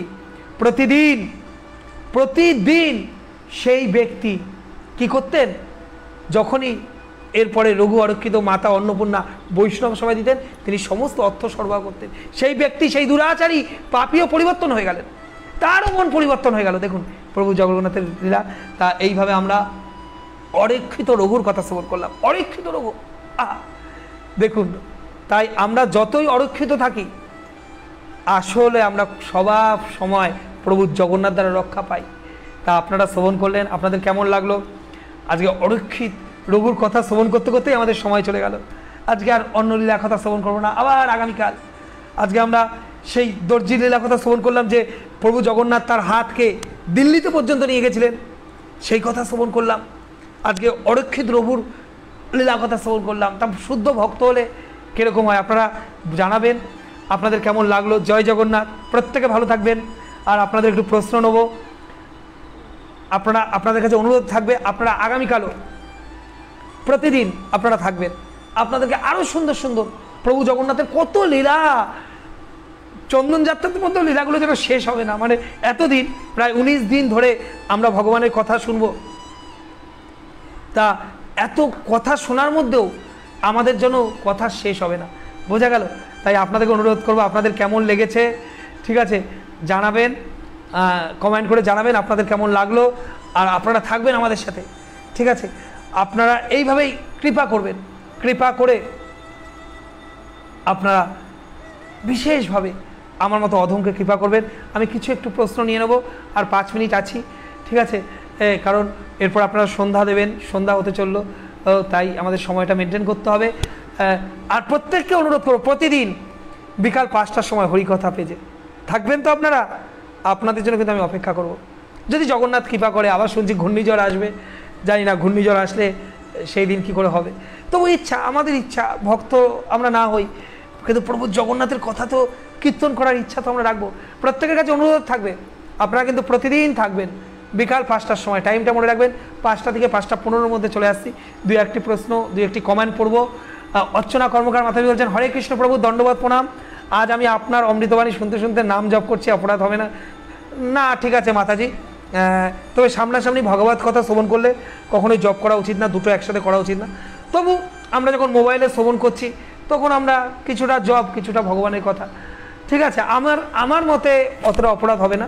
তবে কখনো যদি কারো কাছে ভাগবত কথা শ্রবণ করেন তখন কিন্তু এরকম করবেন না, কারণ ভাগবত কথা শ্রবণ করলে শুধু ভগবানের কথাই শ্রবণ করতে হয়, আর জপ করলে জপ করতে হয়, দুটোই ভগবানের কাজ। তাই যখন ভগবানের কথা শ্রবণ করবো তখন একাগ্রভাবে সেই ভগবানের লীলা কথা শ্রবণ করব। যদি আমি জপ করি তখন কি হয়, সেই ভগবানের কথাটাকে হয়তো কিছুটা অসম্মান করা হতে পারে, বোঝা গেল? দুটোই তো গুরুত্বপূর্ণ। আবার যখন জপ করবো তখন জপ করব। তবে আমরা গৃহস্থ জীব, কলির জীব, তাই সর্বসময় তো আমরা পারি না। অনেক সময় আমরা ভগবানের গান শুনতে শুনতে, ভগবানের কথা শুনতে শুনতে জপ করতে পারি। তাতে আমার মনে হয় না অর্চনা কর্মকার মাতাজি বিশেষ কিছু অপরাধ হবে। হরে কৃষ্ণ মাতাজি, থাকবেন আমাদের সাথে। নানি রানী দাস মাতাজি নমস্কার জানাচ্ছেন, অনেক ধন্যবাদ। সৌরভ গুহ, প্রভু আমি নীলাচল মানে কামাখ্যা মন্দিরে আসাম জানি, তবে কি পুরীধামকেও? হ্যাঁ হ্যাঁ হ্যাঁ হ্যাঁ, পুরীধামকেও নীলাচল বলা হয়। পুরীধামকে শ্রীক্ষেত্র বলা হয়, পুরুষোত্তম ক্ষেত্র বলা হয়, নীলাচল বলা হয়, ঠিক আছে? পুরীধামকেও এই সকল নামে ডাকা হয়। হরে কৃষ্ণ। আমাদের কাছে আরও শিখা চক্রবর্তী, প্রভু আপনার লীলা শেয়ার করে দিচ্ছি। অনেক ধন্যবাদ শিখা চক্রবর্তী মাতাজি, শেয়ার করবার জন্য অনেক ধন্যবাদ মাতাজি। আপনারা প্রত্যেকে শেয়ার করবেন, শেয়ার করলে কি আমাদের কথা আরও বেশি লোকের কাছে পৌঁছে যাবে। শুভ প্রভু আমাদের মধ্যে শেয়ার করে দিয়েছেন, অনেক ধন্যবাদ প্রভু। শেফালি বর্মন মাতাজি, হরে কৃষ্ণ প্রভু, হরে কৃষ্ণ। দীপালি মণ্ডল মাতাজি, হরে কৃষ্ণ। তারা দেবনাথ, জয় জগন্নাথ, জয় জগন্নাথ। প্রভু আপনার চরণে আমার দণ্ডবাদ প্রণাম। কৃপা করে বলবেন আমরা যে আচমন করি সেই আচমনে কি আমরা তুলসী পাতা দিতে পারব? দেখুন, আচমন করার ক্ষেত্রে আচমন পাতে তুলসী পাতা দেওয়ার প্রয়োজন নাই, গঙ্গার জল দিয়েই সেটা আচমনে পরিণত হয়, ঠিক আছে? গঙ্গার জল দিয়ে। আচমন মানে কি? আচমন মানে স্নান করা, বোঝা গেল? আচমন মানেটা বুঝতে হবে, আচমন মানে স্নান করা। তা স্নান করা, আমরা গঙ্গার জল ছিটানো, আমরা এই যে হাত ধুই, এটা মানে আমাদের স্নান করার সমপর্যায়ে কাজ হয়, তাই আচমনের প্রয়োজন নাই মাতাজি। হরে কৃষ্ণ। রোহিত প্রভু বলছেন জয় জগন্নাথ, জয় জগন্নাথ। তমা সাহা বলছেন হরে কৃষ্ণ মাতাজি। অজয় সরকার প্রভু বলছেন হরি বল। শম্পা চ্যাটার্জি প্রভুজি, আমার পূজার আসনে জগন্নাথের বিগ্রহ আছে, আমি কি সেই মূর্তি আসন থেকে বের করে রথে বসতে পারি? আসলে বাচ্চারা তো রথ রাস্তা নিয়ে বেরোয়, তাই আমাকে একটু জানো। অবশ্যই পারেন, অবশ্যই পারেন মাতাজি। ভগবান তো বিগ্রহ তো আসনে থাকবেই, তা সেই বিগ্রহকে রথে চড়াবেন না? প্রভু পুরীর মন্দিরে যেই বিগ্রহকে পূজা করায় সেই বিগ্রহই তো রথে চড়ে। ঠিক আছে, অবশ্যই পারবেন, অবশ্যই অবশ্যই, কোনো সন্দেহ নাই শম্পা চ্যাটার্জি মাতাজি। তবে দেখবেন যেন জগন্নাথ পড়ে না যায়, সুন্দরভাবে একটু বেঁধে নেবেন আস্তে করে নরম দড়ি দিয়ে, যাতে রাস্তায় ঝাঁকুনিতে যেন প্রভু জগন্নাথ উল্টে না পারে। কারণ প্রভু জগন্নাথ কিন্তু আমার সর্বদা সচল ভগবান, কৃপা করে বিগ্রহ রূপে রয়েছেন, তা সেই ভাবটা রাখতে হবে মাতাজি। শম্পা চ্যাটার্জি মাতাজি অনেক ধন্যবাদ, থাকবেন আমাদের সাথে। প্রত্যেককে অনুরোধ করবো আমাদের সাথে প্রতিদিন বিকাল 5টায় থাকবেন। আমরা 6:45 অবধি থাকবো, 6:45 পর আপনারা সমস্ত কাজ গুছিয়ে থাকবেন। আর আগামীকাল আরও সুন্দর সুন্দর লীলা কথা শ্রবণ করবো, যে ভগবান, আচ্ছা এক মাতাজি আমাদের বলেন আলারনাথের কথা, কালকে চেষ্টা করবো আমরা আলারনাথের কথা শ্রবণ করতে, যে কি করে আলারনাথ হলো, প্রকট হলো, সেই ভগবান চতুর্ভুজ রূপে প্রকট হলো, যেখানে মহাপ্রভু প্রতিদিন দর্শনে যেতেন। যখন এই প্রভু জগন্নাথের স্নান যাত্রার পরে প্রভু জগন্নাথের কী হয়, জ্বর আসে, অর্থাৎ অনবসর সময় আসে, সেই সময় প্রভু জগন্নাথকে দর্শন করা যায় না, মহাপ্রভু আলারনাথে যেতেন দর্শন করতে, সেই কথা শ্রবণ করব আমরা। কালকে প্রভু স্নান যাত্রার কথা শ্রবণ করবো, আপনারা থাকবেন। কালকে আরও সুন্দর সুন্দর লীলা, প্রভু জগন্নাথের সমস্ত লীলা সুন্দর, আরও সুন্দর সুন্দর লীলা কীর্তন করার চেষ্টা করবো, আপনারা থাকবেন। পাল প্রিয়া মাতাজি, খুব ভালো লাগলো প্রভু জগন্নাথের লীলা, হরে কৃষ্ণ মাতাজি। তবে এই কদিন এই চন্দন যাত্রার প্রতিদিন থাকতে হবে কিন্তু মাতাজি, প্রত্যেককে অনুরোধ করব এই চন্দন যাত্রার প্রতিদিন থাকবেন, যেন ভগবানের লীলা অমৃত আমরা আস্বাদন করতে পারি। সুপর্ণা মণ্ডল মাতাজি, হরে কৃষ্ণ, জয় জগন্নাথ। রাজেন্দ্র প্রভু, শেফালি আপনাদের উপলব্ধি জানাবেন। রাহুল প্রভু, হরি বল। হ্যাঁ প্রভু, আপনার সঙ্গে প্রভুজি আছি, অনেক ধন্যবাদ রাহুল প্রভু। এইভাবেই থাকবেন বিকাল 5টায় প্রতিদিন আমাদের সাথে। প্রত্যেকের কাছে অনুরোধ, আমরা আরও সুন্দর সুন্দর লীলা কথা, আরও মধুর মধুর লীলা কথা আমরা আস্বাদন করব। থাকবো প্রভু। বাবুল দেবনাথ প্রভু, হরে কৃষ্ণ প্রভু, খুব ভালো লাগলো জগন্নাথের গুণগান শুনে মুগ্ধ হলাম, অনেক ধন্যবাদ প্রভু, আগামী দিনেও থাকবেন। তারা দেবনাথ পাল, জয় জগন্নাথ, জয় জগন্নাথ। রাখি দত্ত, হরে কৃষ্ণ, খুব ভালো লাগলো। নিতু দত্ত, অনেক ধন্যবাদ মাতাজি। জয়ন্তীশীল, ভালো লাগলো, অনেক ধন্যবাদ প্রভু। পারমিতা বিশ্বাস, জয় জগন্নাথ মাতাজি। শিখা চক্রবর্তী প্রভু, আপনার লীলা শেয়ার করে দিয়েছি, অনেক ধন্যবাদ শিখা চক্রবর্তী মাতাজি। প্রত্যেকে একটু শেয়ার করে দেবেন, তাহলে ভগবানের কথা আরও বেশি লোকের কাছে পৌঁছে যাবে। মালবিকা দাস মাতাজি, জয় জগন্নাথ। ননিরানী দাস মাতাজি, খুব ভালো লাগলো জগন্নাথ, হরে কৃষ্ণ। সকলে থাকবেন, প্রত্যেকে অনুরোধ, আগামীকাল বিকাল 5টায় মনে রাখবেন, আগামী বিকাল 5টায়। বাবলু প্রভু, অনেক ধন্যবাদ। আজ সুস্মিতা সেনগুপ্তা, আজকে দেরি করে বসেছেন, একটু দেরি হয়ে গেছে, তবে এই 5টা তো হয় না অনেক সময়, 5:15 মধ্যে চলে আসবো, ঠিক আছে? 5:15, 5টাতেই চলে আসবো, যদি একটু লেট হয় 5:15 মধ্যে। আচ্ছা, আজকে আমাদের কথাকে বিশ্রাম রাখবো। ও আর দোলন বিশ্বাস দাস, খুব ভালো লাগলো শ্রবণ করে, মনে শান্তি পেলাম, অনেক ধন্যবাদ, আবার থাকবেন আমাদের সাথে। অজয় সরকার, হরে কৃষ্ণ, কত বছর বয়সে রাধারানীকে ছেড়ে চলে গেছিল শ্রীকৃষ্ণ? দেখুন, ভগবান শ্রীকৃষ্ণ সাধারণত যত সম্ভব 10 বছর 8 মাস, অর্থাৎ 11 বছরের কাছাকাছি বয়সে প্রভু শ্রীকৃষ্ণ এই বৃন্দাবন থেকে চলে গেছিলো। যখন প্রভু ভগবান শ্রীকৃষ্ণের 8 বছর, সেই সময় রাসলীলা হয়েছিল। তাই ভগবান বাল্য বয়স থেকেই, ভগবান তো ভগবানের মধ্যে সেই রূপ থাকে, সেই শক্তি থাকে। হরে কৃষ্ণ। অজয় সরকার প্রভু, অনেক ধন্যবাদ। চন্দিবা পাল মাতাজি, ধন্যবাদ প্রভু, প্রণাম নেবেন, করবেন জীবন যেন রথযাত্রা জগন্নাথ দেবকে দর্শন করতে পারি, কৃপা করবেন। অবশ্যই পারবেন চন্দিমা পাল মাতাজি, অবশ্যই পারবেন, মনে ইচ্ছা রাখেন। তবে এখন মহামারীর পরিস্থিতি, সেটা কি হবে সবই মনে করবেন প্রভু জগন্নাথের লীলা। আচ্ছা, আমাদের কথাকে এখানে বিশ্রাম রাখবো। যাদের কমেন্ট পড়তে পারলাম না, অপরাধ মার্জনা করবেন। মেরি ভৌমিক মাতাজি, জগন্নাথের কৃপায় থাকবো প্রভু, অনেক ঠিক, জগন্নাথের কৃপা না হলে তো আমরা থাকতে পারবো না। অবশ্যই প্রভু জগন্নাথ আমাদের কৃপা করবে। আচ্ছা, শিউলি মজুমদার মাতাজি বলছেন, জয় জগন্নাথ প্রভু, আমাদের তুলসী গাছ সার ভেঙে দিয়েছে, তারপর থেকে আমাদের সময় খারাপ যাচ্ছে, কি করবো? মাতাজি দেখুন, সার ভেঙে দিয়েছেন, আপনি তো ইচ্ছা করে করেননি, ভগবানের কাছে ক্ষমা চেয়ে নেবেন, তুলসী মহারানীর কাছে ক্ষমা চেয়ে নেবেন, কিচ্ছু করতে হবে না। সুন্দরভাবে আবার তুলসী মহারানীকে স্থাপন করুন বাড়িতে, ঠিক আছে? আরও ছোটো ছোটো চারা এনে স্থাপন করুন, তুলসী মহারানীর কাছে ক্ষমা চেয়ে নিন, সমস্ত কিছু, সমস্ত দেখুন, ভগবানের সেবা করলে কখনো সময় খারাপ যায় না, খারাপ সময় যায় কারণ আমাদের কর্মের ফল। তাই জীবনে খারাপ সময় আসবে, ভালো সময় আসবে, দুঃখ আসবে, আনন্দ আসবে, কিন্তু কখনো যেন ভগবানকে আমরা দোষারোপ না করি। হরে কৃষ্ণ মাতাজি, আপনি প্রাণ ভরে তুলসী মহারানীর কাছে ক্ষমা প্রার্থনা করুন এবং তুলসী মহারানীর পুজোয় নিয়োজিত হন, দেখবেন ভগবান কৃপা করবে। গোপাল চৌধুরী বাবু ধন্যবাদ। ঠিক আছে, হরে কৃষ্ণ। করুণা মাতাজি আগামীকালের জন্য অপেক্ষা করে রইলাম, অনেক ধন্যবাদ মাতাজি। করুণা মাতাজি বলছে আগামীকালের জন্য অপেক্ষা করে থাকবে, অনেক ধন্যবাদ মাতাজি, আমিও অপেক্ষা করে থাকলাম আপনার আগমনের জন্য। তা আজকে এখানেই বিশ্রাম রাখবো, 6:45 পৌনে 7 বাজে আপনারা সন্ধ্যা দেবেন। প্রত্যেকে ভালো থাকবেন, সুস্থ থাকবেন, আর অবশ্যই কৃপাপূর্বক প্রতিদিন বিকাল 5টার সময় লাইভে চলে আসবেন। রাকেশ সিং প্রভু, হরে কৃষ্ণ হরে কৃষ্ণ। সকলে ভালো থাকবেন। জয় শ্রীল প্রভুপাদের জয়, জয় গুরু মহারাজের জয়, জয় জগন্নাথ। হরে কৃষ্ণ, হরি বল।